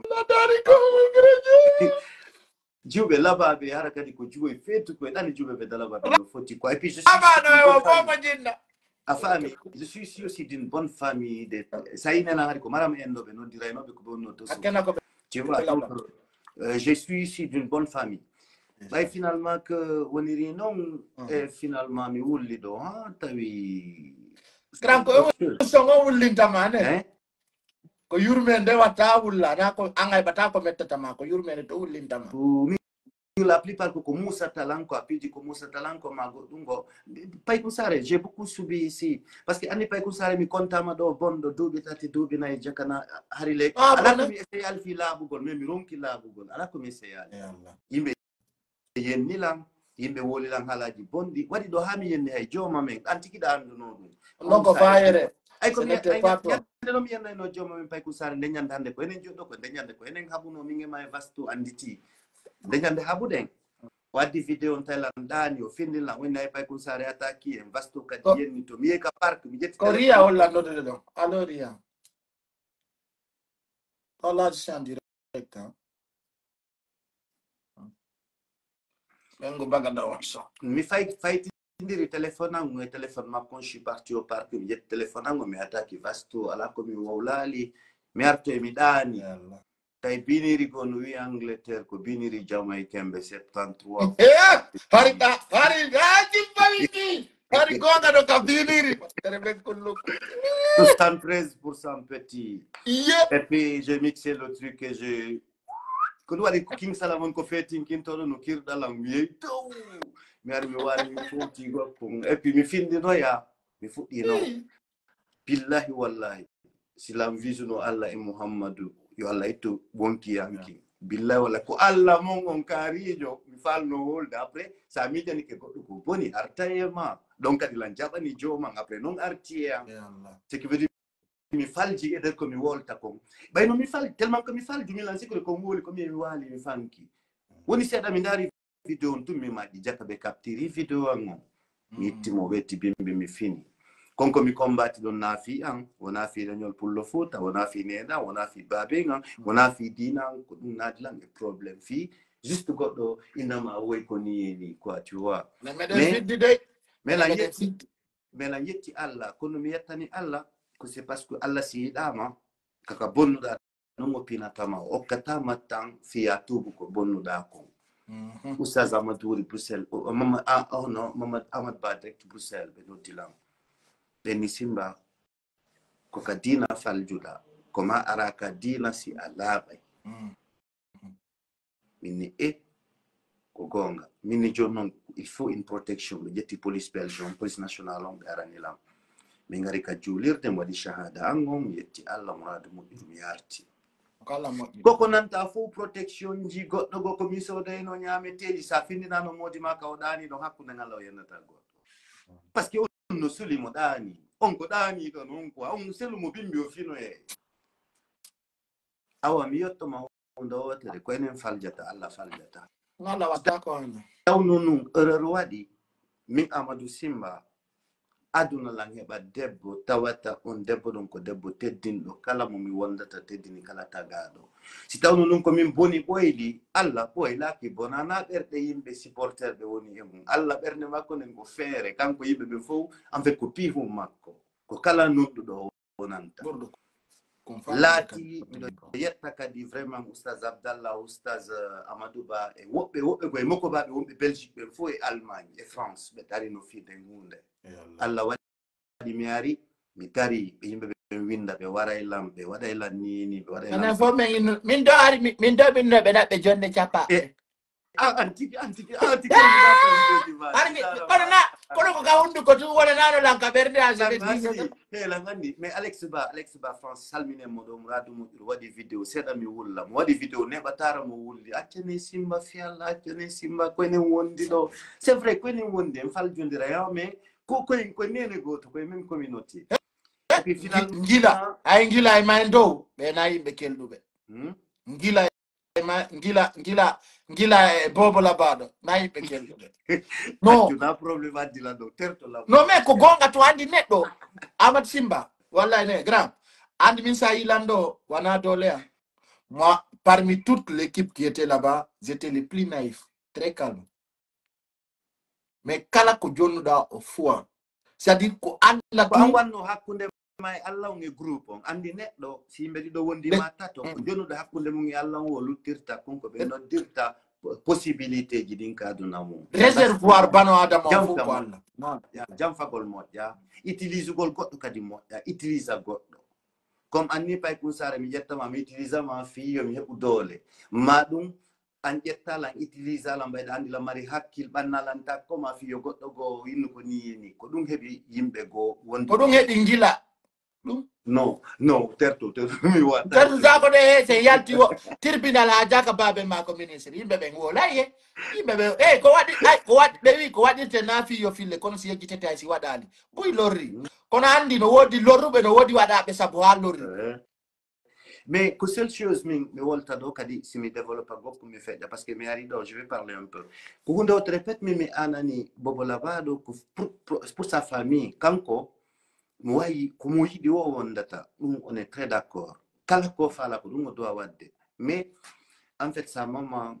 sa famille hara en fait ko ɓe nanta ko yimɓe no attatamo no yennamo no wola ala hara kamɓe ton hara ɓe elles sont un petit peu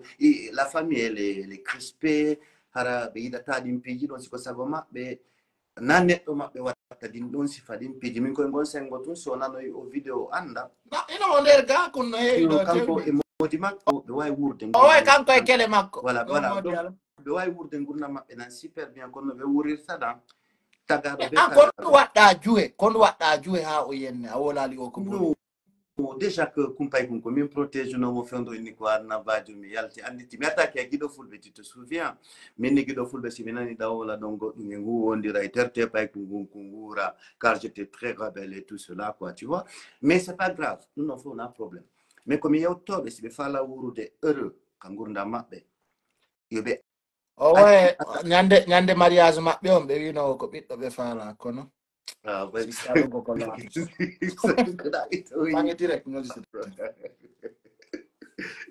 la salmina ami kadi ami bari depuis Canada quoi c'est ma chérie et puis donc neɗɗo moƴƴuɗo mi yiɗon deɓe mi yiɗon juweno inna mariage on no foti miɗo welti miɗo ñamude miɗo faala ɓiɗɗo de kadi sa yeddi mi yaltina vidéo non tere ɓen konnuku pikkaɗo mi wi ɗon mi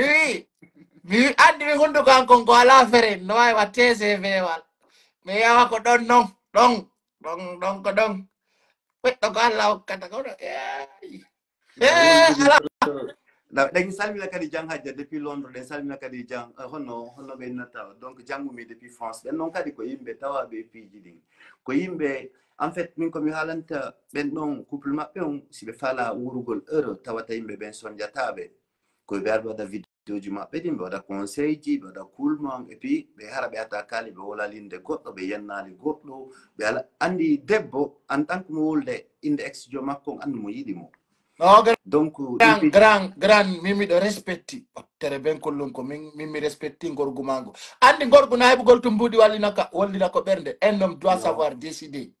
Tu as pris une bonne décision. Moi, j'apprécie. La Cour a validé. Je suis super content aussi. Andi ko jettuɗen comme décision on pay kusare si mi wanno ɗon fof pas ko worɓe fulɓe ɓen fof wonta dutturi si mi wanno ɗon fof folɓe worɓe fulɓe ɓe bus wonay noon dotturi na yawagol rewɓe ɓen ko yawagol ko hollugol rewɓe bonuɓe ɓen si ɓe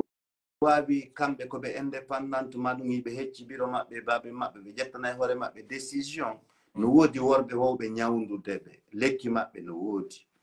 tu vois. Donc quand j'ai compris que j'étais dans la merde et tout cela mi jommi ɓe ngoan directement et puis Paykou Sarr ɓe ngoan wallahi billahi ɓe ngoan hay photo ko mi postata kon ka Facebook ko yiɗa o falaka ɗum kanko na ɗum n'importance o falaka ɗin peeji o ndaarete tout le temps o jala par ce que hoccay pular par ce que mo andi ɗen weldi o ndaarete moƴƴano kala ko waɗɗa o ndaara o jala oron kako watiwa ɗanni kon to ndartama kaka Google juste sur Google o rewata o ɗaɓɓita o ndaara toujours Paykou Sarr o jala ha o ronka ko ɗum o yiɗirma par ce que yayi un moment donné très difficile ko wannoɗa vide photo makko kanko addallango vidéo namno ɓenno poɗo photo ko def sama vidéo koko noon no noltude Paykou Sarr après noon mi yaltini min non sama gain la ainsi de suite min c'est la première fois Paykou Sarr def vidéo supporté ma min c'est la première fois Paykou Sarr waɗi vidéo supporté la tawiɗa wolde ɗon inde makko ɓay wi photo makko ngo inni way elle t'écoute bien. La weltani junkum moƴƴa par ce que junkum no yewtilan haysi goɗɗo go yennima ma sonki ma waɗi pijigo na ɗum ɗo woni importance anko ko yaltinta kon ka ɓerdema e ka hakkille ma et puis j'ai aimé cette fille kono mi yiɗirimo ko fewndo yimɓe ɓen fuu kannalla yennatalan ɓe jasinilan o ari tawi mo laba ɓuri feccere 99% mo mari kadi valeur 99% ɓuri wa jasinaynoɓe lan ɓen tawa mo yiɗilan mo andi valeur an on hande no woodi rewɓe bus bientôt buzz waɗa woni mais on buzz mi noddo télé waɗa on ko anje parce que kadi ara piwungo jiwunkon inchallahu rabbi ɓay suma e wata ara ɗo e nder Europe ɗo sino hoori de inchallah ayan an point importante ɗo plainte sera poursuivi par diffamation. Mais andi ɓe portante plainte grand aya hande wali o wolanima on va porter plainte contre toi tuba waɗɗe live ɓe taña hen ɓe waɗa hen ɓe focca e moƴƴa ka internet hande kadi gaɓa e putana mola aɗa ndiɗa e huɓɓa yite feƴƴe ke kala souci ma yaadi a gatte ɗo tien noon Paykou Sarr fewndo karnal noon fo pour ko sularjo ko feetude ko nini na feeti a feetina a feeta jiwgan ko ari déjà ko jogiti bac makko on ko ngari kon tawilan ko bac ko Sénégal Dakar o heɓa o jandi et puis ɓe yi ngari makko kimɓe tawi Sénégal ɓe no wujade heesal fiyo rawmi min noon ɓey ngowan d' abord kanko ko ten naturel o jogiti hay nebban ko wonde o wujoto tawi miɗo jammi woɓɓe goo bobo labaɗo ɓay ɓe mantike mi jommi hurul ayn andi hurul ayn e labaɗo mi yiiɗa mi mari noon kadi piwungo ley toon fi si hurul ayni yawi kelan sabu na on tuma ko aljanna mi jomboytata yejjitu ɗum toujours so plio dow e jippota ko jamais mais kono jiwomo jombuɗen on ko jiwo moƴƴuɗo jiwo laaɓa ɓerndejo hande min o josi men haaɓi boye Paykou Sarr ko min toñimo nani maɗum hara tawata min famodira min sertina ɗo kanko toñila toujours mi wowlay ɗum ko ɗum woni ɓeygu ma ko debbo ma mo fewjodata na an laamimo na kanko laamima on fewjoday siɗa mari ko onon si a ala ko onon simo mari ko onon so ala ko onon simo wadde goɗɗum go o landotoma ɓay mo andi hari ko kanko tun joni mo jomba na desidugol hunde tun en waɗay ɗum ma ɗum ko sin attaqueali oɗo e certay woni ma ɗum andi kon waɗi ɓe fulɓe ko bomɓe mene mi ronkani sifa ɓen ɗon mi wondata sifa ɓe yimɓe ko a tuwa na fere non o miran ɗo fento e pontinji peti miran on pontin ya iyo vidéo ak gra dis-moi aya iyo vidéo ak tu as ressenti quoi petit ayali hay nane ko mi nattana jalnude la vidéo ma no hawji no fiiti en fait Paykou Sarr mi yettoma on ndewotere tu es le blogueur le plus aimé andi ko fiyonno tu es le blogueur le plus aimé nanna fi giyagal may ko yimɓe wolta moi-même je fais des vidéos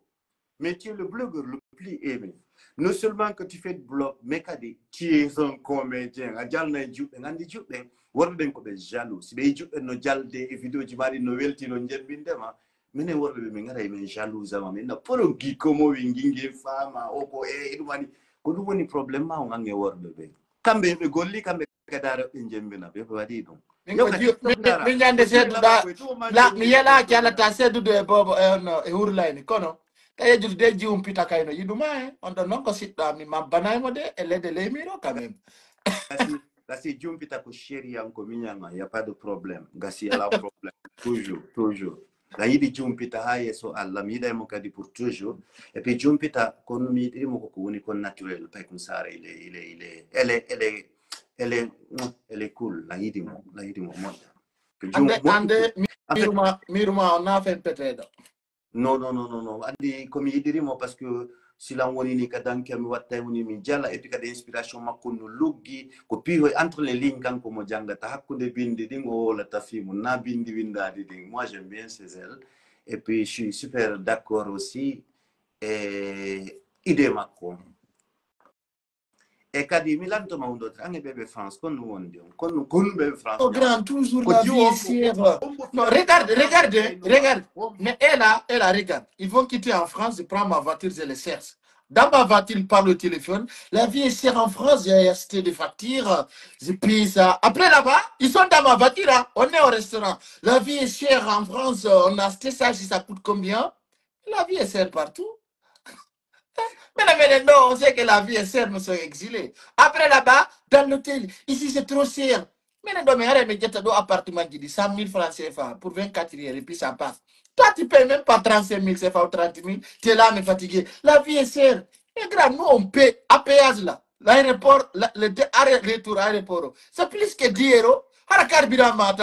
Il te parle de la facture. La vie est chère. Mais merde, mon. La vie de France est merde. C'est quoi? Kadi. Telen Canada sa hewti gran nyami futti kona kiri do de ay ni lanka ya ta Canada kadi gran imbe ben no dabbi pade bobo e sempugo le glace hay dala ba imbe ben no ani jangol gran mene mi kabe no mi ana to mi pat andi mi patia no marno leggal wietengal sembugal wulda hawida jiwon ko mo dala ba o na mo dala ba de ko mi woni est-ce que non taw dandi ko ilete ko sembugal andi sembugal en fait fala mi wadante courage da fala kade ndare leggal go ko waden sembugal ando no salandi ko do buy ko woni sembungal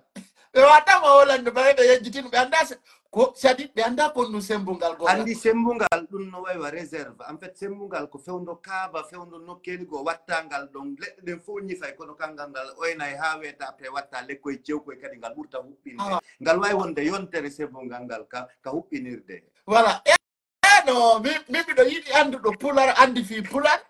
fi sembungal wallahi si pullo andi ni leñol mengol ko sembungal woni ala de mari len koy to sokoy de mari tout mais c'est-à-dire ngala réservoir sembungal nous faut ko idée ji quoi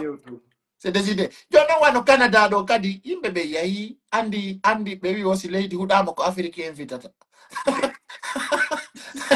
leydi ndeno perda o ko africain no ditata yor wallitobe afrique anodi africain wo ka pirete ma ka nyamete pero nabi kambe ala yimbe c'est-à-dire be jonni lotori ala no be wadira fiyo yimbe yaw kamabbe ay mo onara do osan ay biredi sera mo andi kanko yaw golla dawe bambudi onara biredi je sappo o wada e mbuso adda dum ara o nyamata mais ce qui me fait mal dans tout ça andi di sokirdi welo ka ngandi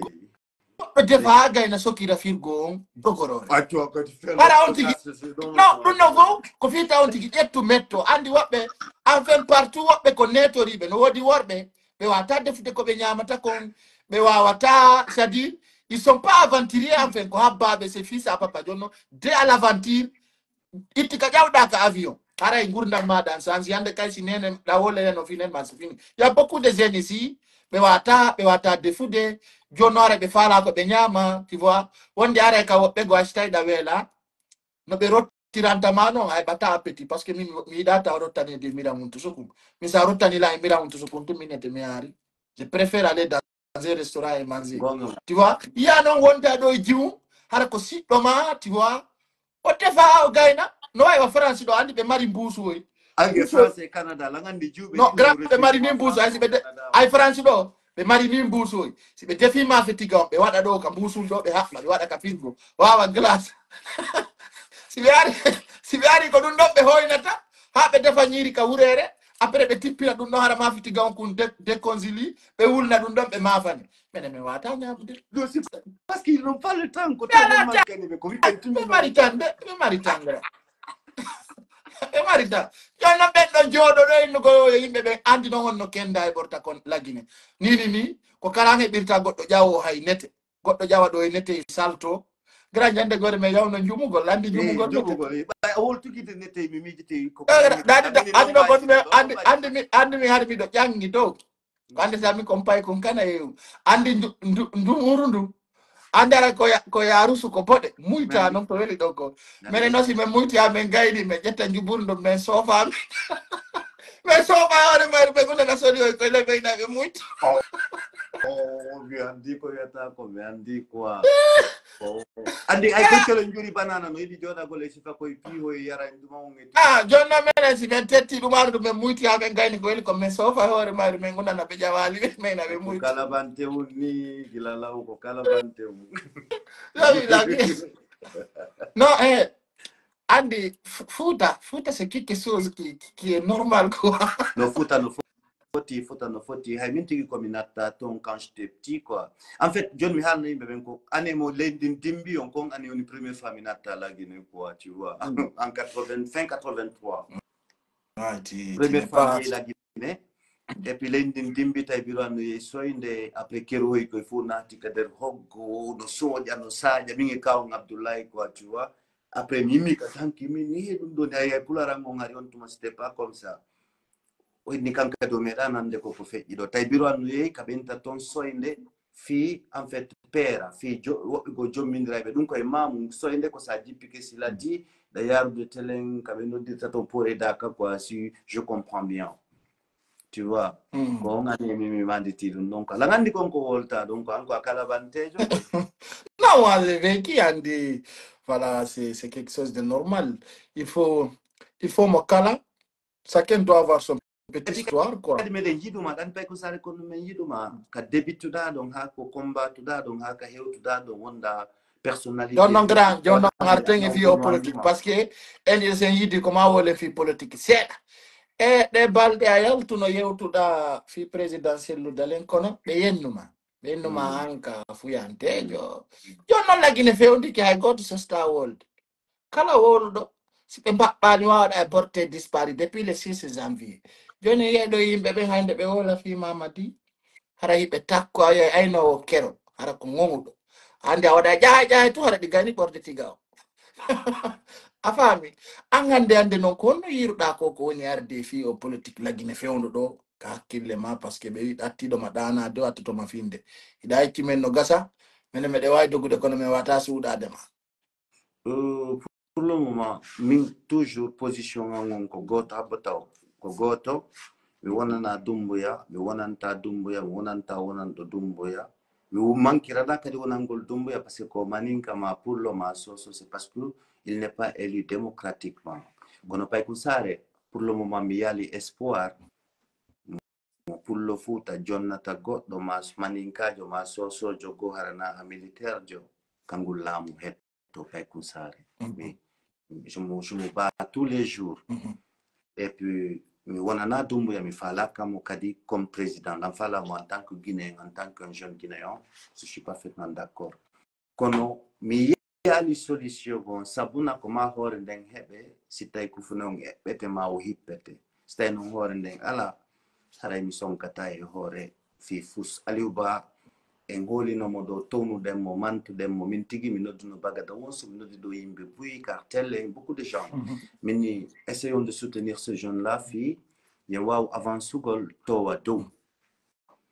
et puis finalement kamɓe tigi ɓe woni mais ko dole ɗen ko Guinée dowa wonugol en yi Aliou Ba sokama ɗo giru ŋañaki ay selludalen hotuno lagine ko ni ɓe sokirtamo giru ŋañotako en fait ko faalaɓe laamu ɓen faala laamagol wona fulɓe ɓen faala laamu donc cette fois-ci il faut que nous faisons très attention yaren hakkil tan heɓu ayɓe parce que ina wawi heɓugol ayɓe tawata moƴƴana en kono won ɗum ko créugol ko wawata heɓɓitagol ko ɗum ko wawata heɓɓitagol wiwgol way nous allons faire ça comme ko wowi kon tawata en wawata waɗugol ɗum hande kadi kala suka yo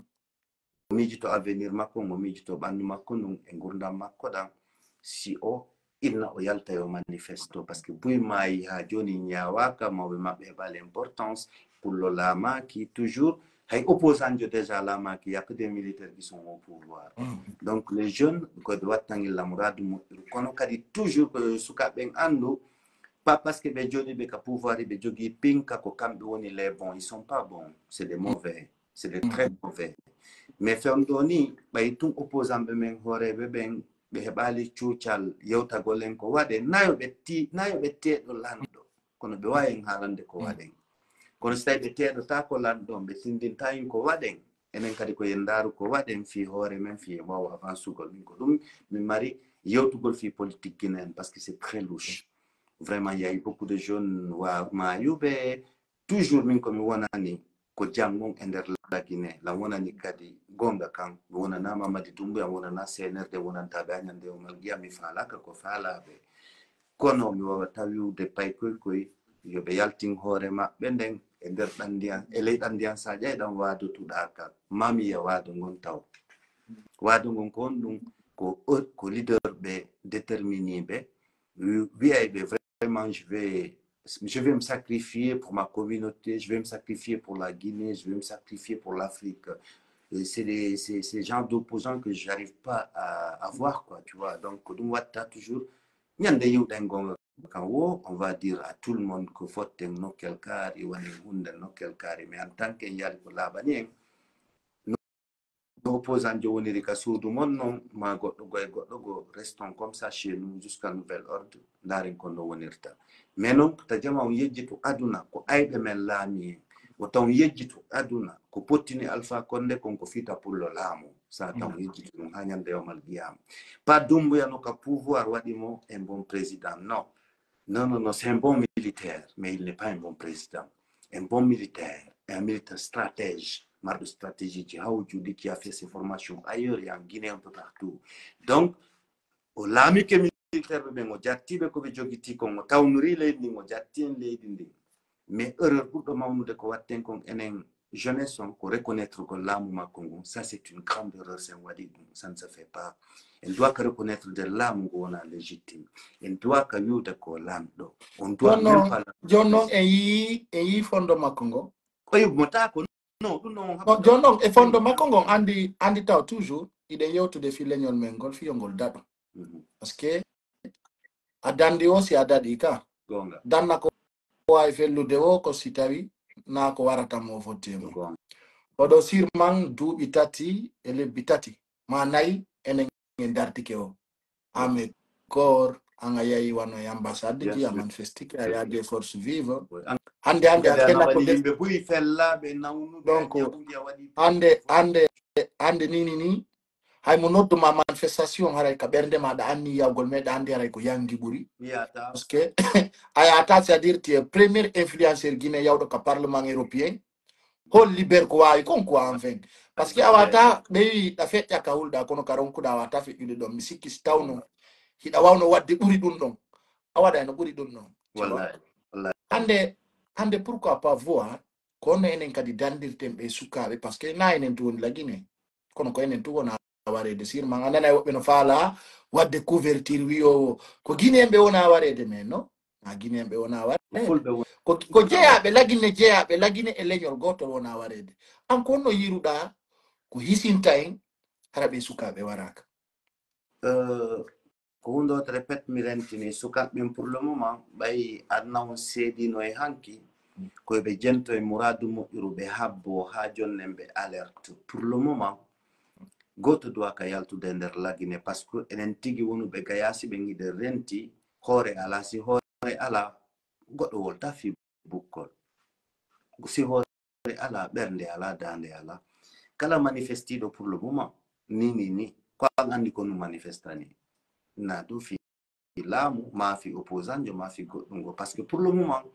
hay ala jeen ko goni kon à l'extérieur ni c'est de temps en temps si ɓe huɓɓinayno hay siko piijigo ɓe waɗa attaque ji maɓɓe ɗi mbaɗa piijigo peut être hay ndaara ɓe jokkaynoɓe kono si tawi ɗum ɗon fof ɓe wala wadde kon to goɗɗo jokkata goɗɗo c'est impossible wata wonde pour le moment kala guinéjo yaltuɗo a warti pour le moment pour moi parce que déjà si a warti keɗo nahan laamoy to donc ko ala jeen dowa wallude jama en tant que ala jeen no fanki ko yon fanko en tant que ɓe wolali mo goto tan haalu hay mo goto yiɗe hoore mum yiɗe mawɓe mum ɓen teddine leñol mongol ko ɗum noon tumi watta on haalande ko yiɗɗon alajji en wo yiɗe ɓe mum ɓuri ɗum ko yiɗɗon hajja en wo yiɗe biro mum ɓuri ɗum par ce que ɓiɓɓe maɓɓe ɓen no yiɗi ɓe ɓuri baabe mum e biro mum kala kadi tagaɗo gina ɗo si enen fulɓe ɓen fof sen hawti en paacina e goɗɗo je suis partant woni e guerre woni e kala ko miiji ɗon ko sonkata ko sooƴata kono jooɗagol sera ƴuuna yimɓe ɓen wola politique sama kala ɗum ɗon lannino laggine c'est fini ça ko en accirɗum ɗon ni lamiɗa hande kadi pay koye ma e hoore fenade yimɓe boy ma yi e hoore fenade nder laggine tawata depuis 15 ans ou 17 ans ha joni fus ɓen noon wonaɓe mayanede tout le monde fof no e jam mawɗo galleji maɓɓe ɗin c'est nickel ils sont bien et tout cela pay koye pay ko yiyata ni no sura ndiyam no ara yiye maɓɓe tous les jours ka gabru maɓɓe ɗon mon frère ɗum ñawa ka waɗaka piiji goo à partir de maintenant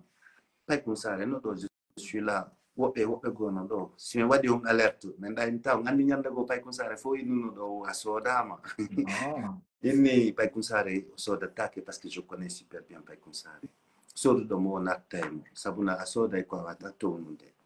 donc pay ko sare n'a pas besoin ko goɗɗo innumo waɗu ɗum e ɗum e ɗum seulement ko o monani on onon et puis ko goonga enen yimɓe men ɓen no yiɗi yen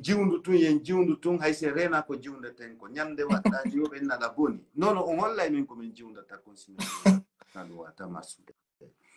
min komin nattama kotti vidéo ji ma ɗin divertissa men juɓɓen fof no yiɗuma neɓatan mona jaloux e ma tiktok on fof ɓe taƴa vidéo ji ma ɗin ara ɓe tirɗina ɓe andi yimɓe ɓen no mari stress a wata ɓeydande goɗɗo ande hoore ande si tawti ande ko horande arata on tigi acca ñamugol ka goɗɗo hori o maaye wawa simba e ñalande eti jonna mari reedu an wolde se woni enen to mi hollete reedu an ɗum ti va voir andi ɓe bon yimɓe ɓen ɓe yey goɗɗo no hani ɓe ɓanana mo ande ndaari hande ko woni feƴƴude Amérique hay ɗum ɗo a hiɗa nana angele a yangike joni accimi holla maɗo ko woni feƴƴude e biisije joni wiyama ta yahe l'école ta yahe labutane ta yahe golle wata ñaami an kono yiruɗa ngu laamu toroppuɗo jono sa wowli ɓenne ka woni ɓe yennude ka woni monema wota ñaame wota jange ta ñaame ta jange ta labutane yahe jono kono yimɓe ɓe wurirta ɗum noon wajjoni ara ko étranger ɓe mbe haalni ɗum ɗon mi ala on ɗo Amérique ɗon arana étranger jo ka trompe woni yawde ɗon sina Amérique heɓaɗa en fait ko falama wiwde andi étranger jo sari e leydi tawi wala accès e ñawdagol wala accès e golle wala accès e suudu on ko dogo o suuɗa o hota e ka makko ara o waynakima ko stratégie noon stratégie feetuɗo noon a yata aduna ka walta ko ka a yata ka ñamata ce qui veut dire so inni a ñamata ɓe wallatama ñama anda kadi so inni a walata ko a heɓata location ji hara vraiment c'est favorable ma goɗɗum ngol wiigol janngugol il faut payer tes études même si ko statut on ɗum jogiɗa donc daari ka gardien daari yimɓe no doga hey yimɓe no doga hey haaji hey ɓaleno tan a yaali mi hande mi yiila renti a yaali ɓale no doga ay ɓale no doga nuuri ko falamala joni no fay ko sare wolnaɗo ajira mi hande wata hunde wote andi libi noon si ɓe raɗo rini yimɓe andi ɗo ko ɓeɗo dogi ko fof koye kala fewru gotum ɓe hettitoyta c'est à dire libi kono ɓe nangirayno ɓaɗe ɓe c'est à dire wono quartier on fof kala ko ɓoyiɗa dogude sorti on ko goto gasi fay ko sare joni mi lannoma ɗo question ji jaboɗa lan normal fay ko sare wano koye joyi ma ɗo tatto e jaboɗa lan moƴƴa kun juma woni kun France e kun juma on kun Amérique e ko woni kun Canada ko honɗum ñonɗum ɓe waɗuma ko boni mi ala jiwɓe e nder leydi ɗo fappo sina bandiraɓe ɓe Canada ɓen fof wullitike wo ayinni ko Canada ko nini ɓe Amérique ɓen kadi wullitike min ko jiwɓe ma ɓe suuɗata ley ton ɓen ɓe jiwɓe ma ɓe yidata suuɗa ley koɗuɗa ko gasɗa ataka ton ɓenni min arla sikkude fewnu mi wonno paykum almiɗo sikkude danki kaka waale tun kono ko kam mi janɗi ɗo mi andi danki janaka waale tun dani Kono min kompay ko ngani mi anda ko gol danki gol. Wala mi beno wono pay ko misika ino danki ka kawale tundane. Andi sila woni pay ko ni be na walta ka danki bo mi dakante matlaum ma kawal da walta ka danki to. Mi misika ino ara danki ko mo inira ka kawale tu. E jano gollitire sembo ma. Kunu non gollitire wonno kunu ko fus gollitita ko dana gol. Gazi. Dana gol. Juste. Dana ki de. Me dana ki. Quand même. Mais avec mi e abi bay ko sare ko adduno lando ko weltana gol ma muradou mo parce que ari mi jalino lega andi gol ma toujours on est les mêmes bay amlo no warde aynani ono di en ka mi message makko joni mi accitete la yidu ma muradou mo do yimbe inni lande ke o albo jimede ko de tuma yaldita. Ah, musique humaine, bon, beaucoup de gens parlent de ça. C'est la jabi baye. Jono kono fisa kuyate on ti ave réglé. Non man fi tati on. Poi pensare mi perdi un numero mangi la telephone giandi un kono ko fi a régler fi tati on parce que non non régla to say en cours en fait ay amlo me yewti lay hanki o hecci anki la tu vois merta e ma poi pensare ala ko lay ko ara kadiga e wara ka page ma wara ngodo merta e ma me andinte e dum aji Amadi Simba ba l'homme qui n'a jamais perdu sa valeur ni jama on wala ma drapeau la yiduma non pai kun la yiduma frère non kadi pai kun hakku ngala tu es quelqu'un de bien la yiduma frère ya ngaende la gerienga yoto mi perti gaynga dam la bëgg tamit barki yalla mais ay be blogger be lami be ndi lady da fian oni be fatti pire de assemblée de babar du Amadou Banu ndara be anni jono ndari sonko e jo masimi benno jokko diri be do kirla la est-ce que adari andi mi sénégalais no le ram hunde wotre kambe sa gayna ta be do ta ma go kambe ko hala o yaadi so reko mori kaduna alla reko moji dum ko joma e sonko atu yalla fa est-ce que adari do inni ka o président on Bassirou wi wo e nder lebbi jeenay ko be laami ko taƴa tokkatun be jom kayfus ko baba mabbe makino mari kare no mari charme il est nagi ne ko dum do duwa faamude ta jokku neddo wata jokku neddo fi jokkugol mo dum mais yewten seeda fi arti jango Saifon Balde hande ay o yewto tele Tanzanie fi wallitagol no kongol pula ko ƴawra dow kono yiruda dum avant tout d'abord je suis très fier de Saifon parce que Saifon ke yarti be gono inna e Saifon bustata goddo wallitota ko mais mo bustude jama ko yondaru no woni wadirde non be wadira non ko woni bustugol goddo baya woli fi Saifon la yidi Saifon moƴƴa e hande mi suliñuno inde makko e live ko mi waɗi minilan teddinimo wawa King Salamoni mo jokki valeur makko mo jokki en fait hay goɗɗo haali o jaabotako o naata e puccu pacca a yiyatamo kaw suuli o huɓɓi mo waɗi probléme ji mo jokki haaju makko je suis très fier de ce petit pay koye boy janga e Saifon kono ɓe jangata e makko kono star jo wonirta e nder la Guinée par ce que ari ha hande heɓali artiste jo pullo comporteur comme Saifon so bonni mi alnemo so waɗi ko labam wolay mais comporteur ɗo makko e heɓali le petit se comporte super bien on a ay polémique ji wala wadde probléme ji mo fanki hay attaque damo jaabotako mo jokki haaju makko image makko mo labaka mo jabata o yalta ka yaasi si wi ɗum noon kadi Saifon ko añuɗamo windugol pulaar yima hara ko windugol yima les rimes anticonforme positoire ko yimugol ko laba no yimirte noon il est très fort wala ɗimmo e kadi ni Saifon so jokkingol lawol ngol jogitiɗo o luttiɗo sannotagol wowo makari wi ɗum e ɗum quelque temps lan andi ñande go e jiidaymo e nigérian ɓe go kadi rana tanzanien ɓe la weltani Saifon moƴƴa ko woɗi konko pular tun kadi o yimata so yimi anglais ko mix na ko pular tun Saifon yimata donc Saifon lan weltoranimo hunde wotere ko yimata comme pular en tant que lamɗo pular jentike pay ko yimay kum pular tawta fuy ɓoylaki nder ton haray lamɗo pular no signi no validi ko champion petit continue comme ça waɗante kadi promotion digne de nom fi concernant en France, ça, je le promets, moi, ok, John, on fait des toujours, on a stop de pourquoi tu parles plus de ça? Mais c'est stop pour là, même Cartel et les autres, tout cela, et puis,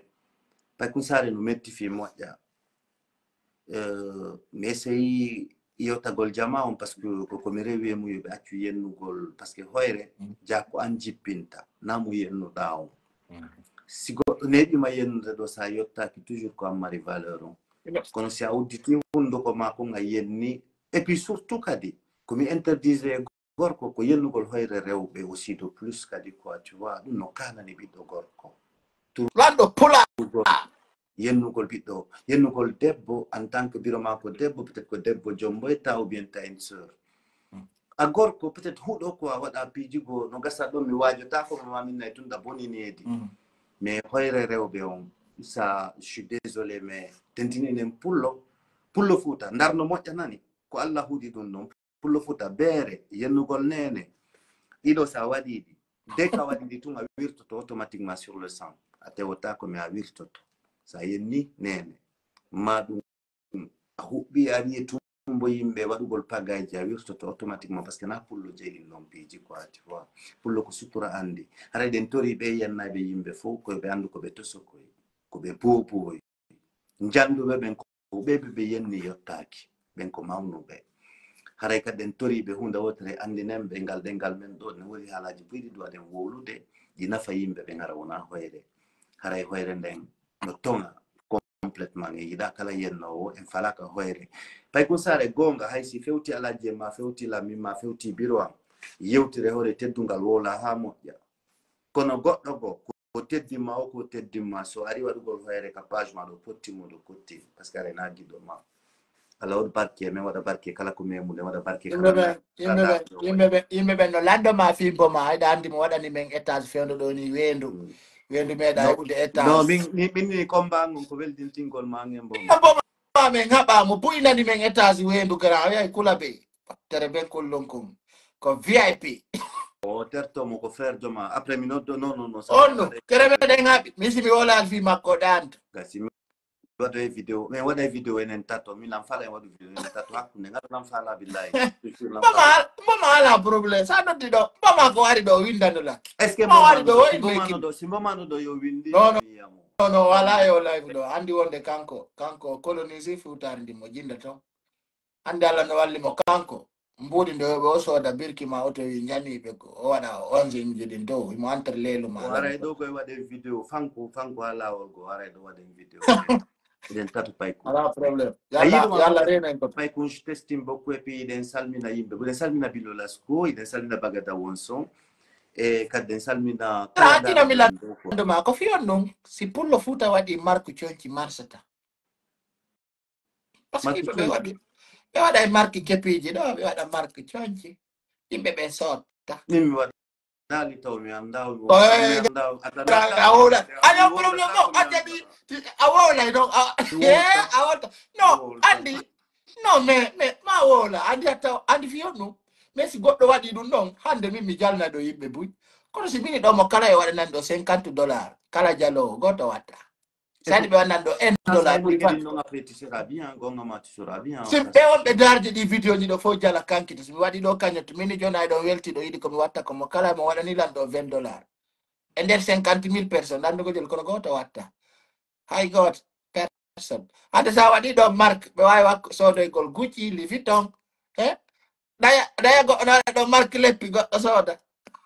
sadi ko pullo fuuta hoore mo woni sa yen laamaki ko enen tigi woni yiyana hoore men nada yimɓi ko pullo leppiode leydi go pay kun sare no wenga partout e ɗa wawi sodoygol toon leppiji ɗi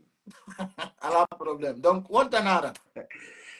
kun sare mi weltike mourada ranko wonda ere ko fota ñaamu futti nan terto kafe ɓira et puis wata defugol futti kadi quoi c'est ça ram min kafe sino waɗa ɓira ha tekki bire de mayonnaise e waɗe foi ñaamay ɗo pre awa yi pay ko sare accata an accata ɓutta okkumen accu ɓutta seeɗa bete gra mi ex ma no defa hako pute ɗum ino tekki hako pute si tekki a ñamotako wonde o moy ya gra haɗiɗa tampi ñamugol ko metti min mi yiɗa jiwo mo defare mo ñitta mara mo fitta kadi e udere min déjà min ko piiji kiltirɗi mi yiɗa min mi yiɗa debbo hara siɗa ka suudu haraɗa waɗi guti waɗi toloki yajungi maɗa waɗi robuyi hiɗa hatti ɗon kadi guti hara si goɗɗo yima kanti comme poubelle mi yiɗa ɗum min miɗo yiɗi debbo hayde ɗa defa au moins te bien organisé tu vois harda woni ambitieux har sa haydi ke mo ti envie de elle kono wallahi no wodi jidiraje de mo'intini ko si ko denna bobe fo kiti era ma ara petissimo defude mo haylade ka cuisine wonde on waɗay mi-temps seeɗa kere mais au moins quand même hara min miɗo yiɗi jiwara da moƴƴinti hara ka salon au moins wonde ara tawa mo jooɗi waɗi li tu vois bien habillé hara taw sa yewti ɓernde ma nden duɗɗa landoɗamo gonto fokkutuɗa o inna ko fimon mi bornani grand min sila mari ɗon buuɗi mi yaltina min na lancu billahi wallahi mi wallinongal ma 1 million francs CFA o grand imagine tout non grand imagine tout habbolan tu mi haalnama hande si ari one exemple aya a golloy ha 18h 19h hein ana tawa ɓengu ma no pi pantalon jean serré no waɗi body no ɓorni hein bien pere hara naɗi perruque ji luuɓuɗi ɗi perruque ji ɗi waɗantake parfum bien hara elle se sent bien har si a yimo taw a sikkara ko banfa ngal o udditi yawgol fotton tun ɗon o wiyama bébé ko fima ɓornani hay nokku mi fokkita kana on si landike ma 50 000 200 000 si ɗamari a jonnetamo parce que tu vois un bon matériel ko hoore am mi hokkatamo direct kana konno soodi otowal korowal mi haalani yimɓe ɓe minni debbo seedaɗo mo faama no wawi wa téléphone occasion si systéme de charge on bona wara écran o moƴƴa hay ɓuɗa ɓiɓɓe sappo si tawi tun ɗa faami piiji ɗin te modernisé kono sa wawi wa téléphone occasion puɗɗayde ɗo wosi seedama jombetake sa organise aki yimɓeɓe jombatama aya tun wonaka kelema wonon tan sare ɓe accittima pa komi a wolintala ɗo komi wolta merci et puis ɗen salmina am lo kadi quoi donc ɗen salmina tout le monde jon hikka so waɗi ɗo panafugu yaade payko sare ɗiginnuma mi bo ko ɗo andata lando ayo pana farawo ɗo payko sare komin ɗanninta o parleji ɗi mi jotto ɗo mi ɗannina ɗi ɓe ñoƴƴa bouton to haɓe ron gaji ko jijje basira woni Ibro woni Ba Demba woni DJ Bobo Paykun Guinée amlo min Paykun Guinée joni ko partenaire am ko minen woni doginde camion je ɗe koko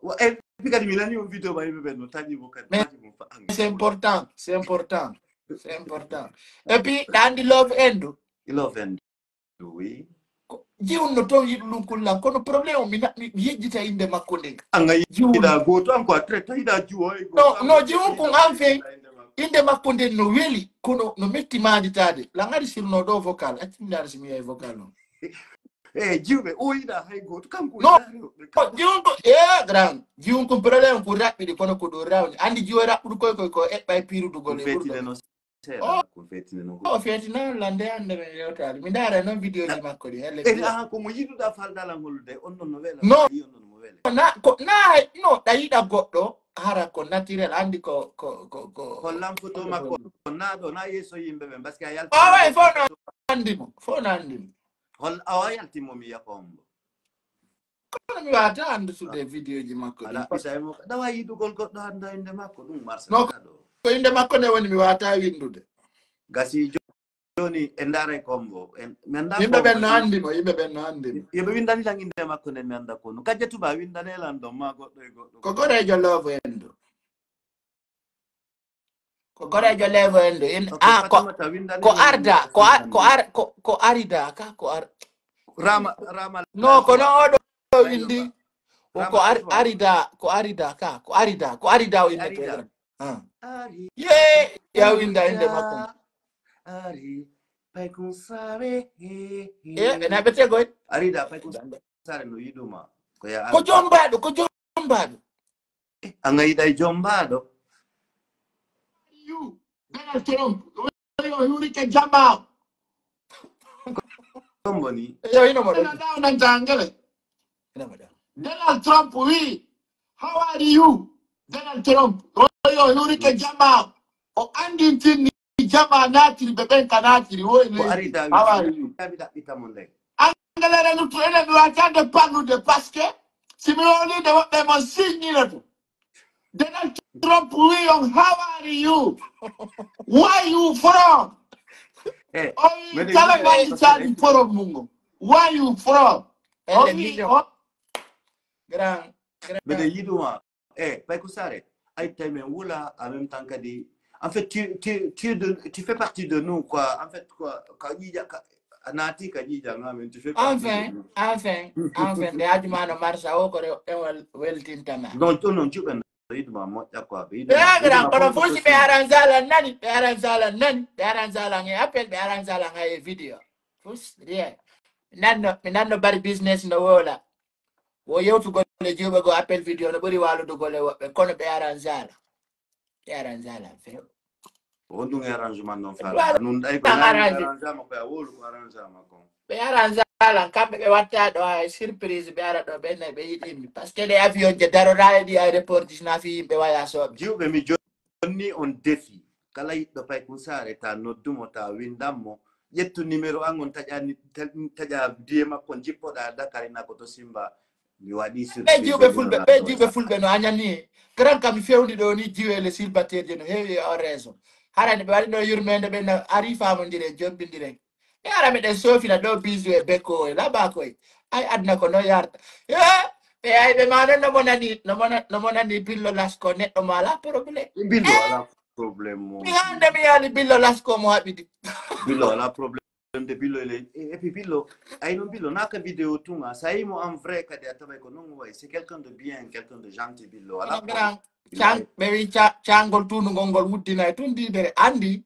ben don no way wakula andi kulaji din ko yidi wuddi ha gayna si ma di yara di gayna di wuddina est ce dande si goddo inama ko kularu gara yawda ba histoire kularu yara non goyna ko kulawo ne akoy andi kularu jari e didere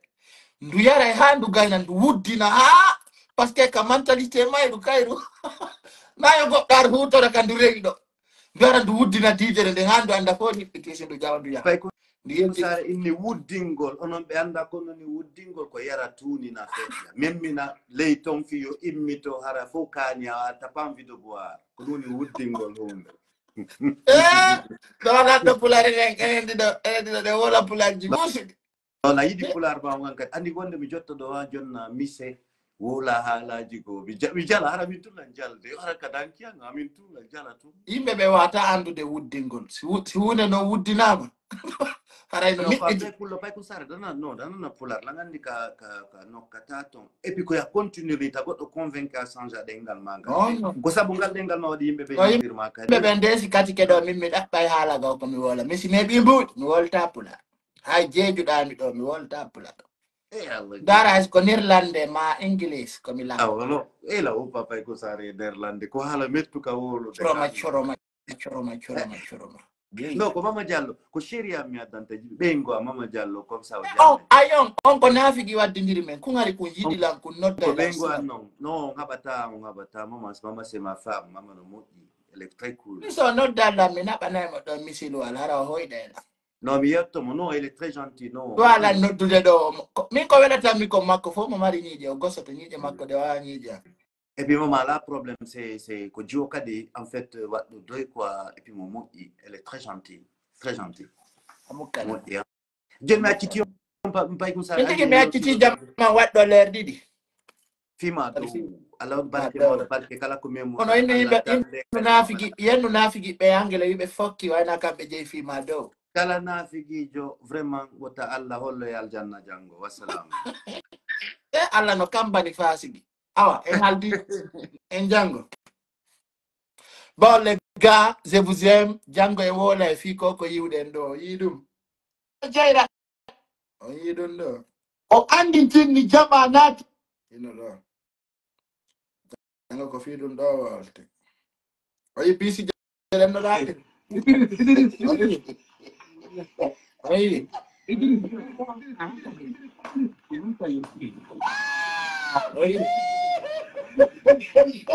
jango ko fi dum do walte jango ko fi dum do ay goto ala ka bisije America fo dogi bisije de hay goto ala jawde hay goto kono jango so de connexion aro je vous souhaite une excellente soirée que Dieu vous protège Tije Basir enen dido RIP re wade zaki ange mi wade zaki ciao bang